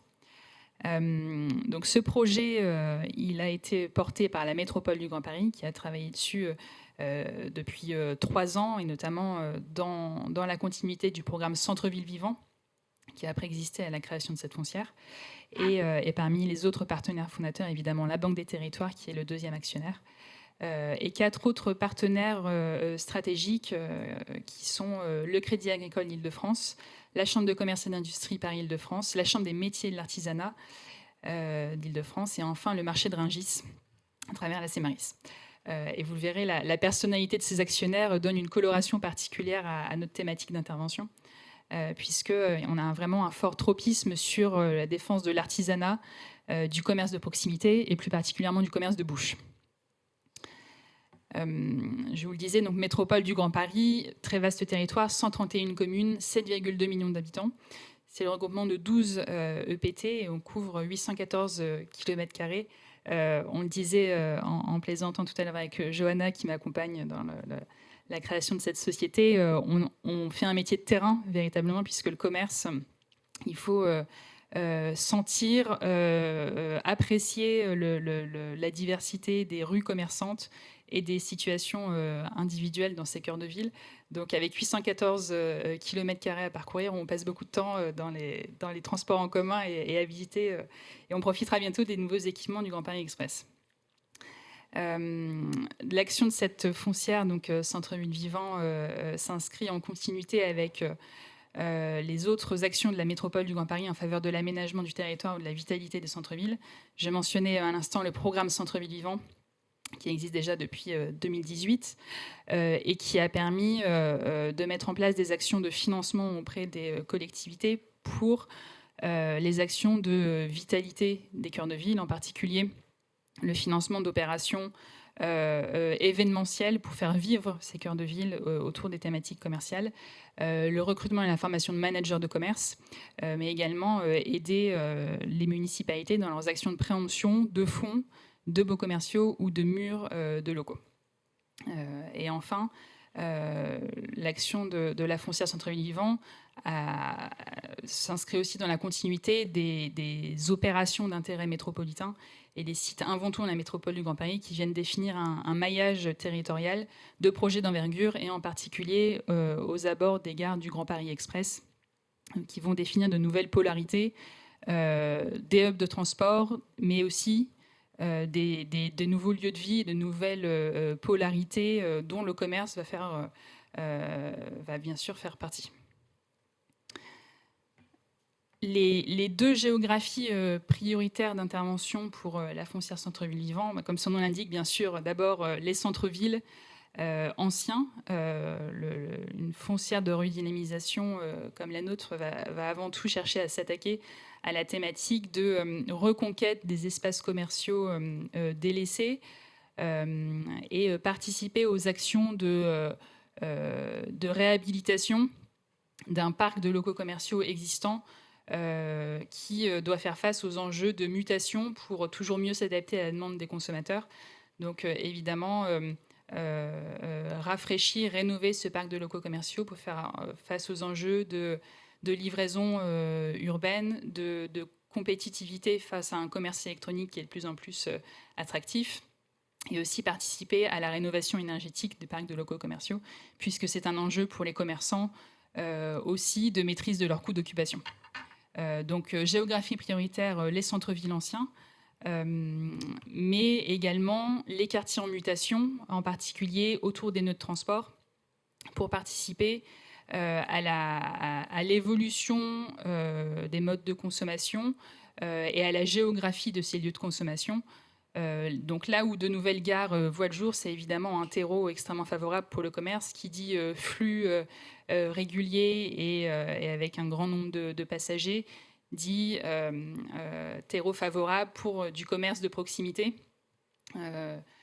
Mais au-delà de l'enjeu uniquement de créer du commerce de gare, je dirais qu'il y a un vrai enjeu de participer à la transformation des pôles de gare en lieux de commerce à destination des populations résidentes. C'est faire des pôles de gare non seulement effectivement des lieux de transit où on s'attend à trouver du commerce de proximité, du commerce de la restauration rapide sur le pouce, mais au-delà de ça, on va chercher à vraiment ancrer un quartier de gare dans son quartier et pouvoir faire en sorte que la population résidente trouve dans ces nouveaux quartiers tous les services qu'elle s'attend à trouver, aussi bien en termes d'alimentation, d'équipement de la personne et de lieux de convivialité pour faire de ces lieux des lieux de vie à part entière.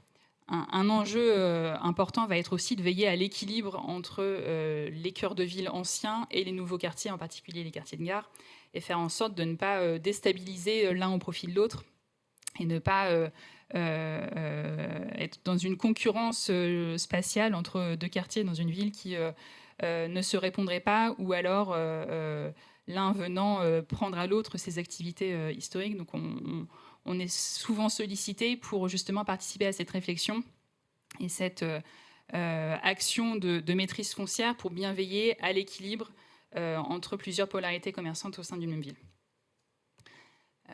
Les trois objectifs principaux de la foncière Centre-Ville Vivant, c'est en premier lieu, bien sûr, de lutter contre la vacance commerciale. Mais je le disais, le territoire de la métropole du Grand Paris est très large et on a autant de situations dans les cœurs de ville que de villes. Donc toutes les villes ne sont pas confrontées à des problématiques de vacances commerciales.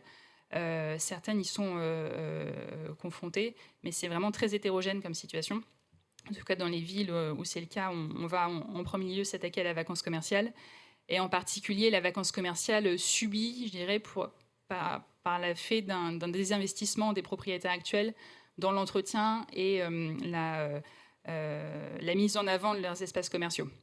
Donc, en particulier, viser les locaux commerciaux vieillissants, dégradés, où il y a besoin d'une intervention publique pour les remettre à niveau avant de les replacer sur le marché locatif.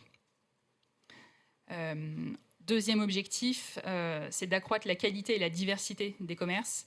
Beaucoup d'interventions aujourd'hui se font avec cet objectif de pouvoir réorienter la programmation commerciale de certains quartiers ou de certains centres-villes, où on a vu une croissance anarchique de certaines activités, en particulier de services, qui ont monopolisé et se sont appropriés les meilleurs emplacements commerciaux dans les cœurs de ville. Donc, un de nos objectifs principaux, c'est de pouvoir réorienter une partie de ces activités et redonner de beaux espaces commerciaux à des activités qui créent un plus fort sentiment de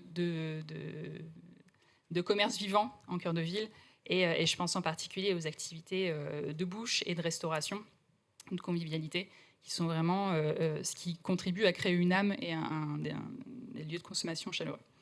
Je vous le disais tout à l'heure, la composition de notre actionnariat donne vraiment une coloration particulière à notre action, puisque on va en particulier chercher à implanter des commerçants indépendants, des artisans, des activités de bouche ou de la restauration.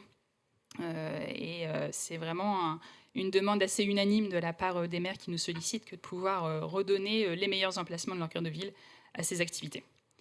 Je vous ai mis sur cette diapositive quelques exemples d'interventions validées par notre conseil d'administration.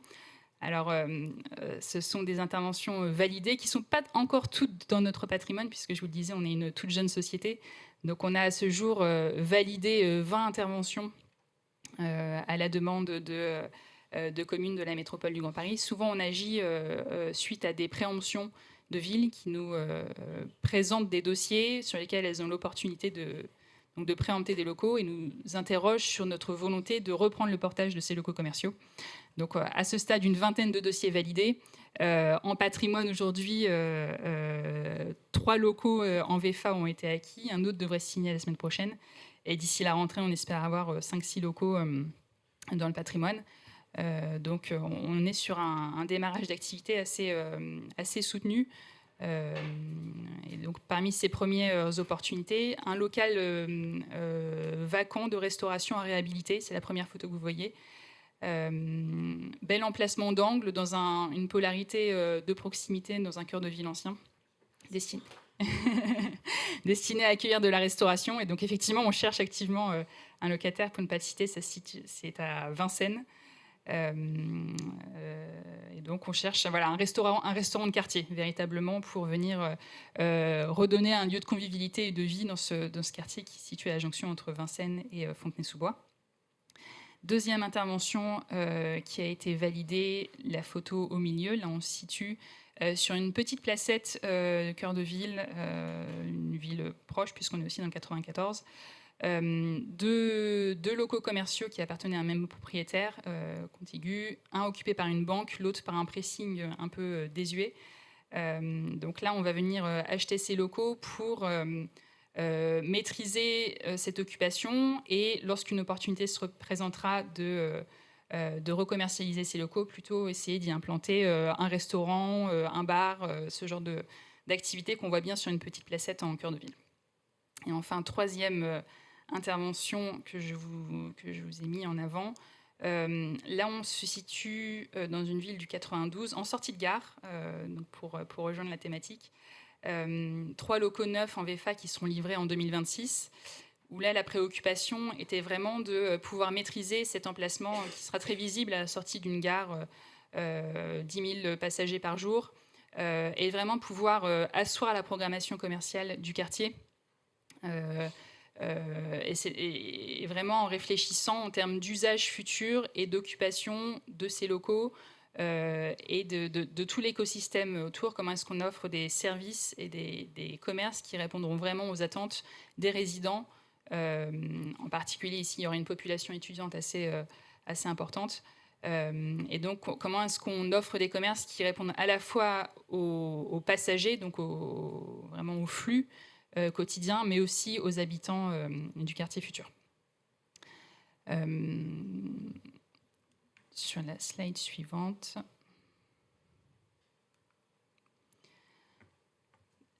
Quelques mots sur l'enjeu des gares dans la métropole du Grand Paris. Les habitants des quartiers de gare représentent plus de 20% de la population de la métropole du Grand Paris. Donc on est, comme je le disais, vraiment sur pas seulement un sujet d'équipement de transport, mais véritablement de création de quartiers de vie qui, compte tenu de la concentration dans la métropole du Grand Paris, représente une place prépondérante.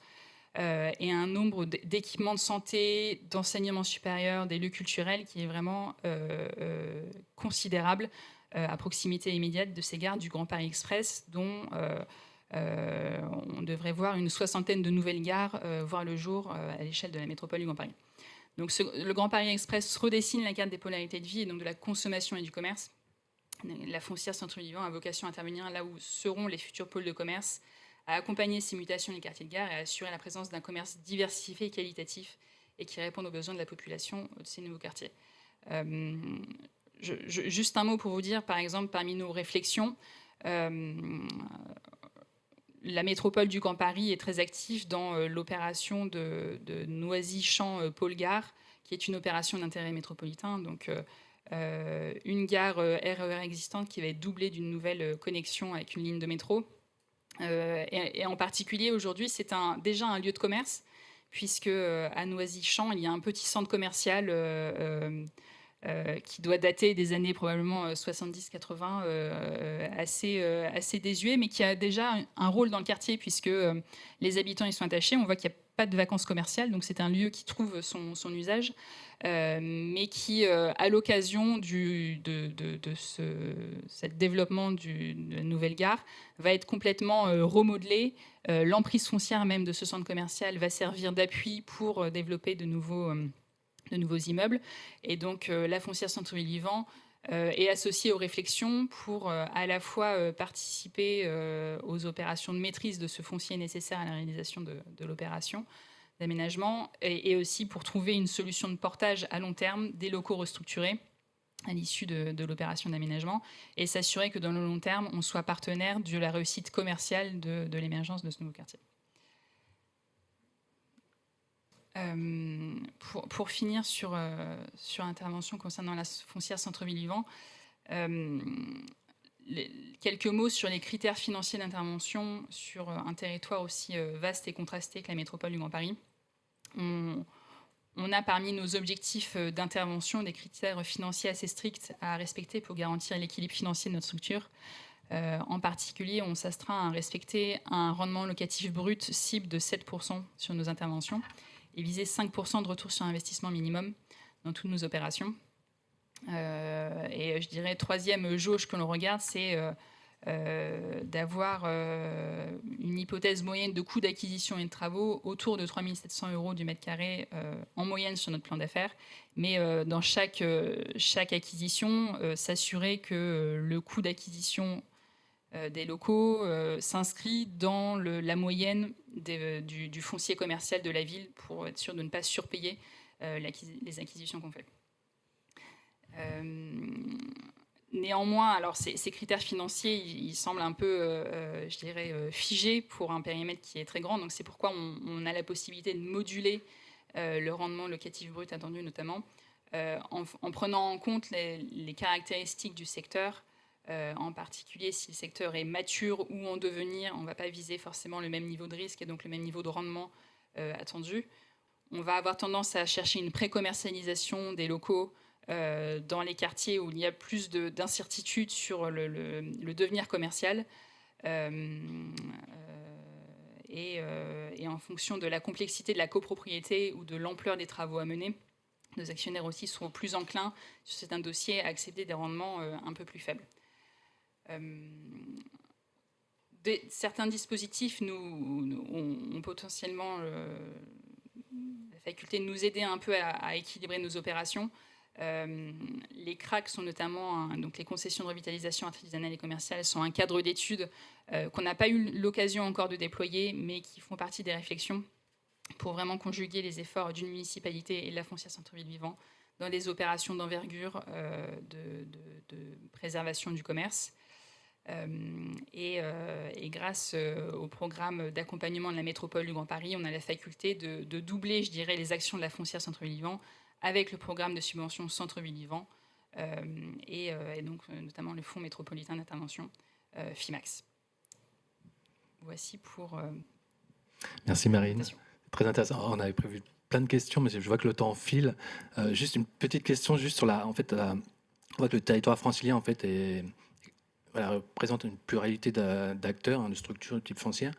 Et je voulais juste poser la question sur la complémentarité en fait entre ces différents outils, et notamment si vous avez des liens aussi avec l'établissement public foncier d'Île-de-France.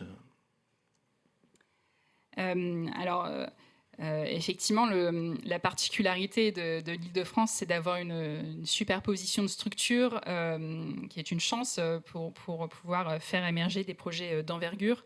Donc, évidemment, on intervient partout où on nous sollicite et si possible, on essaye de doubler nos interventions d'intervention d'autres partenaires.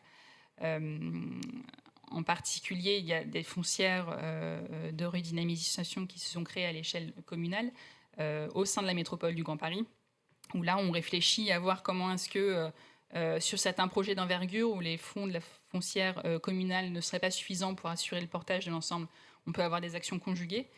On réfléchit aussi évidemment avec d'autres types de foncières, parfois privées, parfois des foncières solidaires, pour pouvoir là aussi regarder de manière conjointe des actions sur certains projets qui le méritent. Et bien sûr, il y a les structures des aménageurs aussi qui font partie de ces pistes de réflexion. L'objectif étant toujours de mettre bout à bout les interventions des uns et des autres pour collectivement optimiser le portage public de locaux commerciaux et la surface qu'on est capable de maîtriser, encore une fois, dans un contexte où les interventions de telles foncières sur le parc locatif à l'échelle de la métropole du Grand Paris sont de toute façon minimes. Donc il faut vraiment jouer le collectif pour le conjuguer. Et quant à l'EPFIF, évidemment, c'est un partenaire majeur et on est quasiment systématiquement associés au même projet, je dirais, quand on nous sollicite sur des grosses opérations d'aménagement, avec plutôt des rôles temporellement un peu distincts, puisque l'EPFIF est plutôt sollicité en amont des projets pour maîtriser le foncier et favoriser l'émergence d'une opération d'aménagement, lorsque nous, on est plutôt sollicité en sortie d'opération pour assurer le portage long terme et faire en sorte que la trajectoire de ces commerces nouvellement créés reste maîtrisée pour 10 à 15 ans. Merci beaucoup. Marie-Claire, est-ce que vous pouvez nous présenter tout simplement la raison d'être en fait, de votre foncière Redville, qui est filiale, je répète, de la SEM Paris Sud Aménagement, qui a déjà quelques années d'existence, et donc qui intervient essentiellement sur la ville de Massy. Alors peut-être que je vais expliquer rapidement d'où je parle. Donc effectivement, je vais vous parler aujourd'hui de la foncière Redville, qui est une filiale à 100% de la SEM Paris Sud Aménagement. Paris Sud Aménagement a fêté ses 40 ans l'année dernière. C'est la SEM de Massy, historiquement. Voilà, on est une société assez réduite, on est 26 collaborateurs et on a un territoire d'intervention qui historiquement était effectivement dédié au développement urbain de la ville de Massy, et depuis quelques années, comme les projets massicois finissent par arriver à terme et qu'on ne reconstruit pas la ville tous les 5 ans, et ben le territoire d'intervention de Paris Sud s'est peu à peu étendu à toute l'Île-de-France, et aujourd'hui on a 50% de notre chiffre d'affaires qui est fait hors de Massy. Donc ça, c'était pour la présentation générale. Alors en effet, un peu comme beaucoup de sociétés d'économie mixte sur tout le territoire, et notamment dans la continuité effectivement du plan Action Cœur de Ville et des outils en fait qui ont été mis en œuvre par la Banque des Territoires, nous avons constitué notre foncière de portage de rez-de-chaussée et de locaux d'activité d'un point de vue plus général dès 2020. Et donc qui aujourd'hui est une foncière effectivement à 100% propriété de Paris Sud Aménagement, société mère. ce qu'il faut bien rappeler, c'est que c'est une foncière historiquement qui est vraiment finalement dédiée à accompagner l'aménageur dans ses missions d'aménageur pour pouvoir effectivement avoir une intervention qui aille au-delà en fait de la mission de l'aménageur, à savoir construire des équipements et des espaces publics, parce qu'on a fait le constat en fait qu'une opération d'aménagement, elle est réussie uniquement quand véritablement les usagers se sont appropriés le quartier. Et c'est vrai que quand on livre une opération d'aménagement et qu'en pendant 2 ans, 5 ans, 10 ans, les rez-de-chaussée restent en mode carotte plâtre, c'est vrai qu'on a du mal à considérer que l'opération est parfaitement réussie. Par ailleurs, l'objectif de la foncière Redville, mais un peu comme les foncières de revitalisation qu'on peut voir à travers le territoire, c'était vraiment de disposer d'un outil qui puisse permettre d'acquérir des locaux et permettre surtout, avec une certaine échelle, d'assurer une péréquation et donc de pouvoir proposer une politique locative qui permette d'accompagner des porteurs de projets un peu plus fragiles et qui, enfin, on le considère en tout cas, sont porteurs d'externalités positives pour les centres-villes et pour les opérations d'aménagement qu'on porte, mais qui ont un peu du mal à mettre le pied en fait dans les centres-villes et dans les opérations immobilières. Et pour finir, l'idée était aussi, en tout cas pour la SEM, en créant cette foncière, finalement d'étendre l'activité de l'aménageur au-delà de stricto sensu le rôle d'aménageur et de s'inscrire dans un plus long terme. Et donc on va voir peut-être rapidement ce que ça provoque comme difficulté éventuelle. Alors bon, je ne vais pas vous lire les slides. Je pense que ce qui est intéressant, c'est peut-être que je vous raconte un peu comment ça se passe en vrai, Redville. Parce que, alors évidemment, on a des objectifs et des stratégies qui sont établis et ça ne vous étonnera pas. L'objectif est bien sûr de servir l'intérêt général, de soutenir des commerçants fragiles, etc. Néanmoins, moi, ce que je voulais un peu faire comme retour sur expérience, parce que l'idée c'était aussi de partager avec d'autres sociétés d'économie mixte, d'autres foncières, la manière dont ça se passe dans la vraie vie, c'est que nous aujourd'hui, alors je vais vous peut-être juste voilà sur les chiffres clés en fait pour que vous compreniez un peu d'où on parle. Aujourd'hui, donc en juillet 2024, on a 7 actifs qui représentent 1720 mètres carrés. Et on a également une activité de gestion pour le compte de tiers. Alors les tiers, je vous dis tout de suite, c'est la ville de Massy et la société mère. Mais bon, néanmoins, on a quand même du coup des contrats, donc ça amène en fait des flux financiers et donc un peu de cash flow pour pouvoir maintenir le bilan économique de la foncière Redville. Ce que je dois vous dire, c'est que en fait là, on est à une espèce de tournant dans la foncière, c'est-à-dire qu'aujourd'hui, on a environ un ETP et demi qui est vraiment dédié à la foncière dans le cadre d'un contrat de mise à disposition entre la société mère et la filiale. En fait, 7 actifs à gérer, plus environ 10 000 m² pour le compte de tiers. On n'est pas encore à la bonne échelle pour pouvoir déployer tous les outils numériques, etc., de gestion. On n'est pas encore à la bonne échelle pour avoir des trucs un peu, des process automatisés, etc. Et en plus, comme on a créé cette foncière pour porter des actifs qui sont un peu des actifs qui constituent un peu des opportunités. Donc dans les 7 actifs, en fait, pour vous dire, on a une maison de santé, un pôle santé. Donc c'est déjà un actif qui est assez particulier parce que avoir des médecins comme locataires, c'est très différent d'avoir des commerçants classiques. On a également des cellules commerciales classiques neuves qu'on a apportées, qui constituent des rez-de-chaussée dans nos opérations d'aménagement. On a une petite cellule dans le quartier de gare d'Atlantis de Massy, qui est une particularité parce qu'à l'origine, ça devait être un local vélo, mais finalement, on l'a transformé en commerce. Enfin bref, c'est juste pour vous dire qu'on ne peut pas avoir un truc un peu sur étagère et un process tout fait. Parce que par définition, on est une foncière d'intérêt général et donc par définition, on ne porte que des actifs bizarres en fait. Et donc je voulais dire que il y a vraiment, à mon avis, ce truc à anticiper quand on crée une foncière et qu'on souhaite, qu'on a un projet de foncière de redynamisation, de se dire à quel moment il faut qu'on puisse mettre en place des process. Et sans doute que la question se posera aussi chez toi.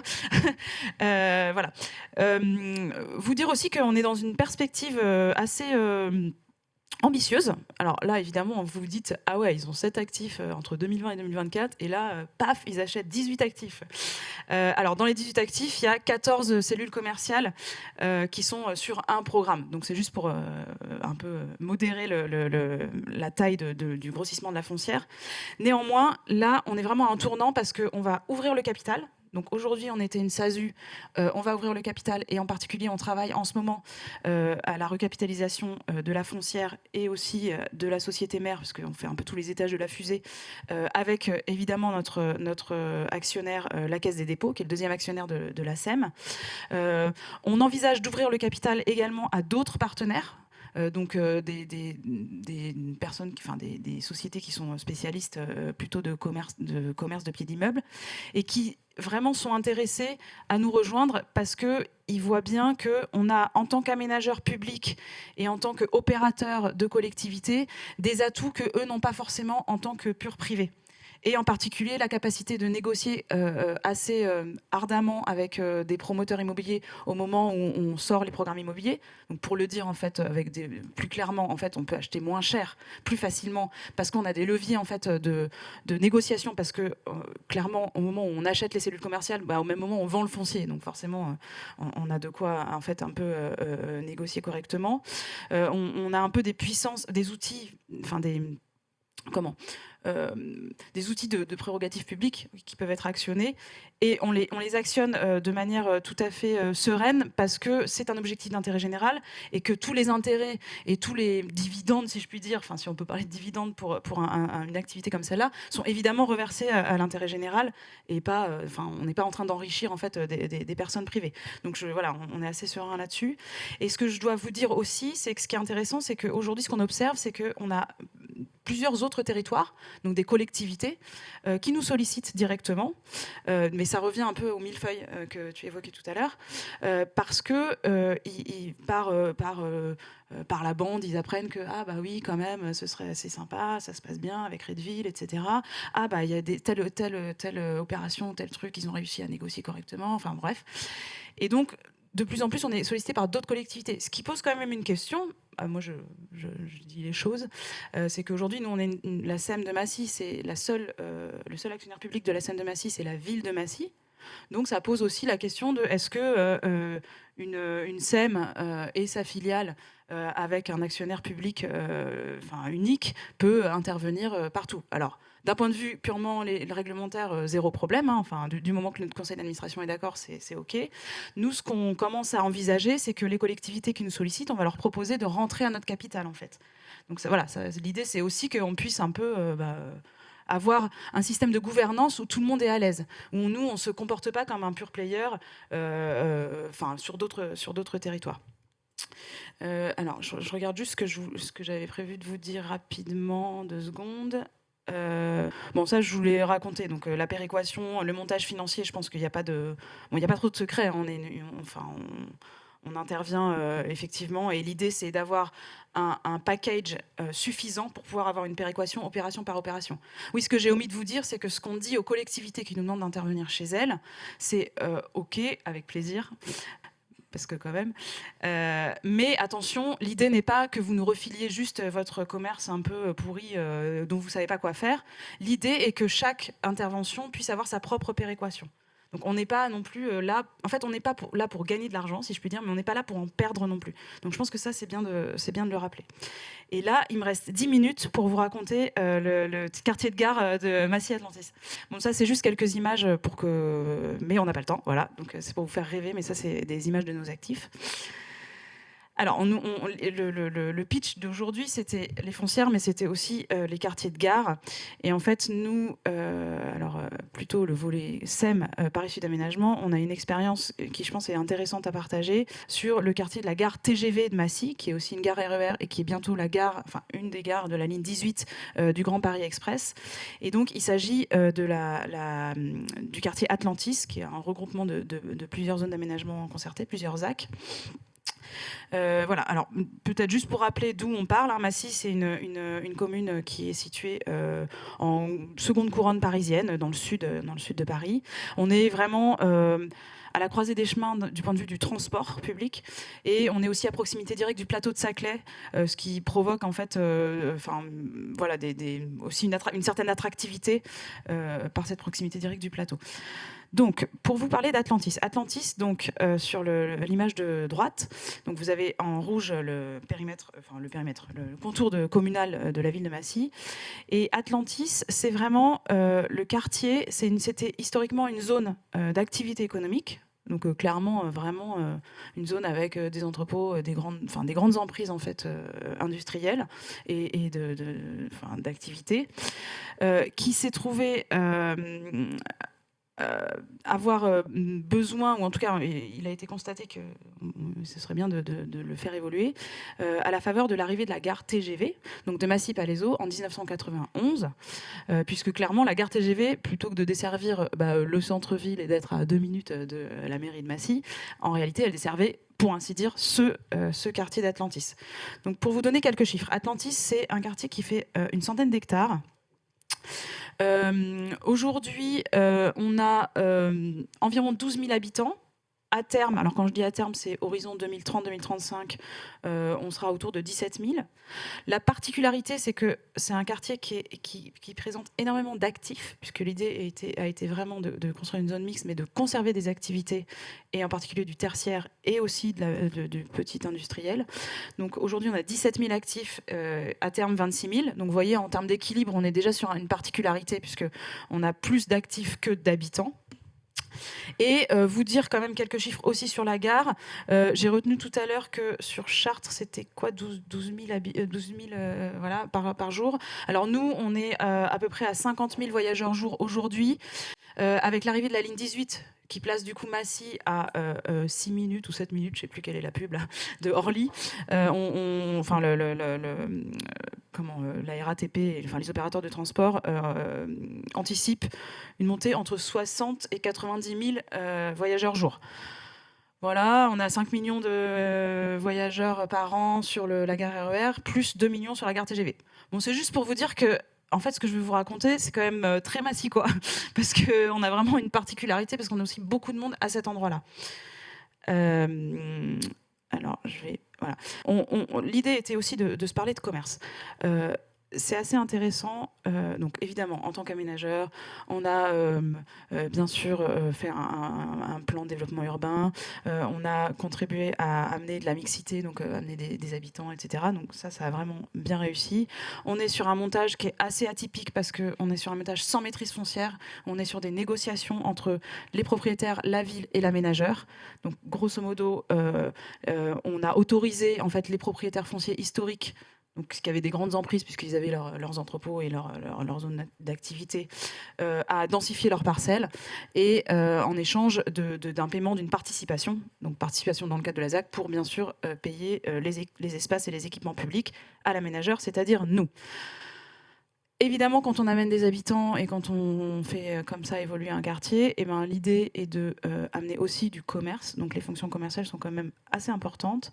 Et je dois dire que c'était un tournant qu'il ne fallait pas rater et qui était vraiment particulier parce qu'on avait ce contexte et de mutation du tissu urbain, et on était à une gare donc, qui présente une fréquentation énorme.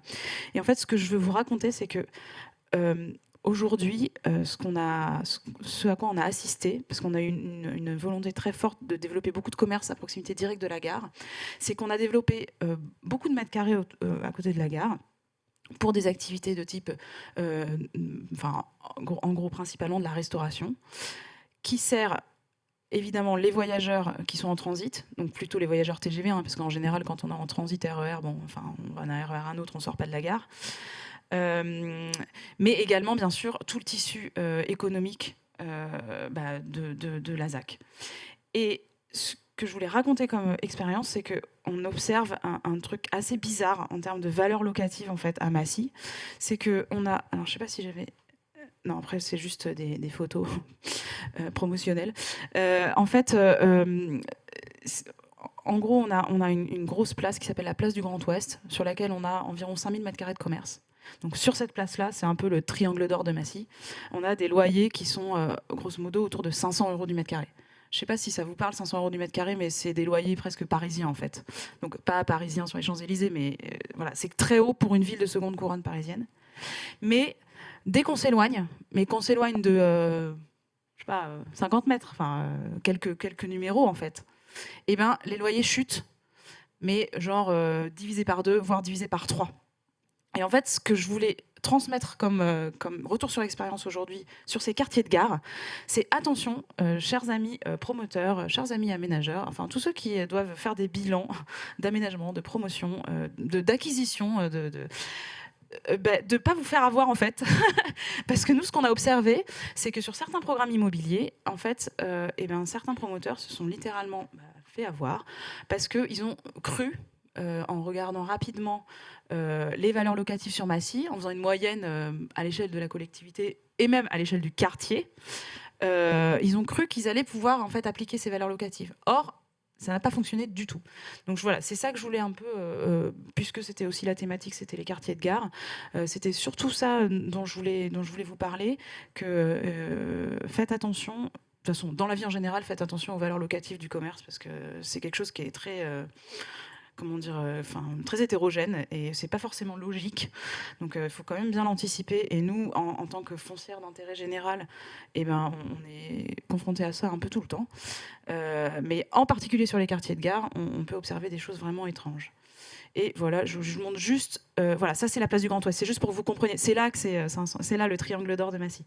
Donc on est vraiment juste à proximité immédiate de la carte TGV. C'était vraiment ça qui était voulu, hein, un espace public qui puisse accueillir au-delà de... Enfin, c'est vraiment un espace public métropolitain en quelque sorte. Voilà. Et donc évidemment, quand même, juste pour finir, avec ces loyers-là, on attire aussi des enseignes. Donc c'est pas forcément exactement en phase avec parfois certaines volontés politiques d'avoir plutôt des petits entrepreneurs indépendants, etc. Bon, je modérerai un peu le propos parce qu'en fait, une enseigne, au moins, elle est capable, elle a les reins assez solides en général pour pouvoir tenir en fait la temporalité de l'aménagement. Donc je pense que c'est quand même intéressant. Et clairement, en tout cas dans cet exemple de Massy, elle a été en capacité aussi de payer ces loyers-là et qui étaient nécessaires en fait à l'équilibre global des opérations de promotion immobilière et par conséquent l'équilibre global de notre bilan en tant qu'aménageur, puisque bien sûr, comme vous vous en doutez, les espaces publics c'est quand même assez coûteux et donc voilà, il faut bien toujours avoir en tête qu'on a un système financier clos. Oh, il est 58, c'est bon. Merci Marie. Il paraît plein de questions prévues, mais je pense qu'on n'aura pas le temps de les aborder. Si on a juste une minute peut-être sur le rôle de la foncière par rapport à l'accompagnement des porteurs de projets, s'il y a des actions spécifiques mises en place, notamment sur ce pôle gare. Alors, c'est vrai que l'objet... Alors, sur le pôle gare, là, en l'occurrence, on achète, mais plutôt des petites cellules qui, dans notre panier de foncière, je vous parlais tout à l'heure de péréquation, sont plutôt des cellules bankable, si je puis dire, et donc qui vont permettre d'avoir un équilibre par rapport à d'autres locaux commerciaux sur la ville de Massy qui ont plus besoin d'être accompagnés. Ce qu'on peut dire, c'est que nous, notre objectif n'est pas d'avoir une rentabilité immédiate. Je l'ai dit tout à l'heure, notre objectif n'est pas non plus de perdre de l'argent. Néanmoins, on a quand même un peu plus de latitude en fait qu'un privé, enfin qu'un fonds d'investissement pour pouvoir pratiquer une politique locative plus faible, je l'ai dit, mais aussi de pouvoir accompagner sur le long terme. Donc c'est clairement avoir une politique, des mesures d'accompagnement en termes de loyer, hein, donc avoir des franchises de loyer importantes. Et là, ce qu'on fait aussi, c'est que maintenant dans les locaux qu'on achète et sur lesquels on est manager, on impose que les locaux soient, qu'on achète les locaux vitrines posées, file en attente. Mais dans le package des choses qu'on doit acheter, parfois on n'a pas de vitrine posée. Et typiquement, ça, c'est un frein énorme en fait à l'entrée dans les locaux. Mais je pense que tout le monde le sait. Et voilà. Bon, c'est typiquement le genre de choses où nous, on considère que là, c'est à nous d'y aller, quoi. Et donc, plutôt que d'avoir un porteur de projet qui va être vraiment la corde au cou pendant 3 ans, 4 ans, parce qu'il va devoir faire un emprunt de 100 000, 200 000, 300 000 euros pour pouvoir imposer ses vitrines, on considère que ça, on peut le faire dans le cadre de notre mission d'intérêt général. Merci beaucoup à toutes les deux. Je redonne la parole. Effectivement, un grand merci. C'était aussi passionnant que la première table ronde et le défi était pas facile à relever parce que vraiment quel bel atelier. De nouveau, du coup, un grand merci à chacun des intervenants, Franck Maslu, Franck Le Martinet, vous deux mesdames. En plus, parité complète, voire même plus de femmes grâce à Thaïs. C'est pas si fréquent, donc parfait. On bouclait aujourd'hui du coup le programme des animations, je crois, du Hub des Territoires qui va prendre ses vacances d'été. Et petit clin d'œil, vous reprenez vos programmes d'animation avec les 3 ans du Réseau national des foncières de redynamisation le 10 septembre prochain. Donc, à vos agendas. Je pense que vous aviez dans le fil le lien pour vous inscrire. Je pense que le programme qu'on est en train de vous composer pour le 10 septembre prochain sera d'aussi bonne qualité que cet après-midi. Donc n'hésitez pas à vous inscrire. Très bel été à toutes et à tous. Encore un grand merci à chacun d'entre vous pour la préparation de l'atelier, pour vos interventions et pour votre fidélité. Et à très bientôt.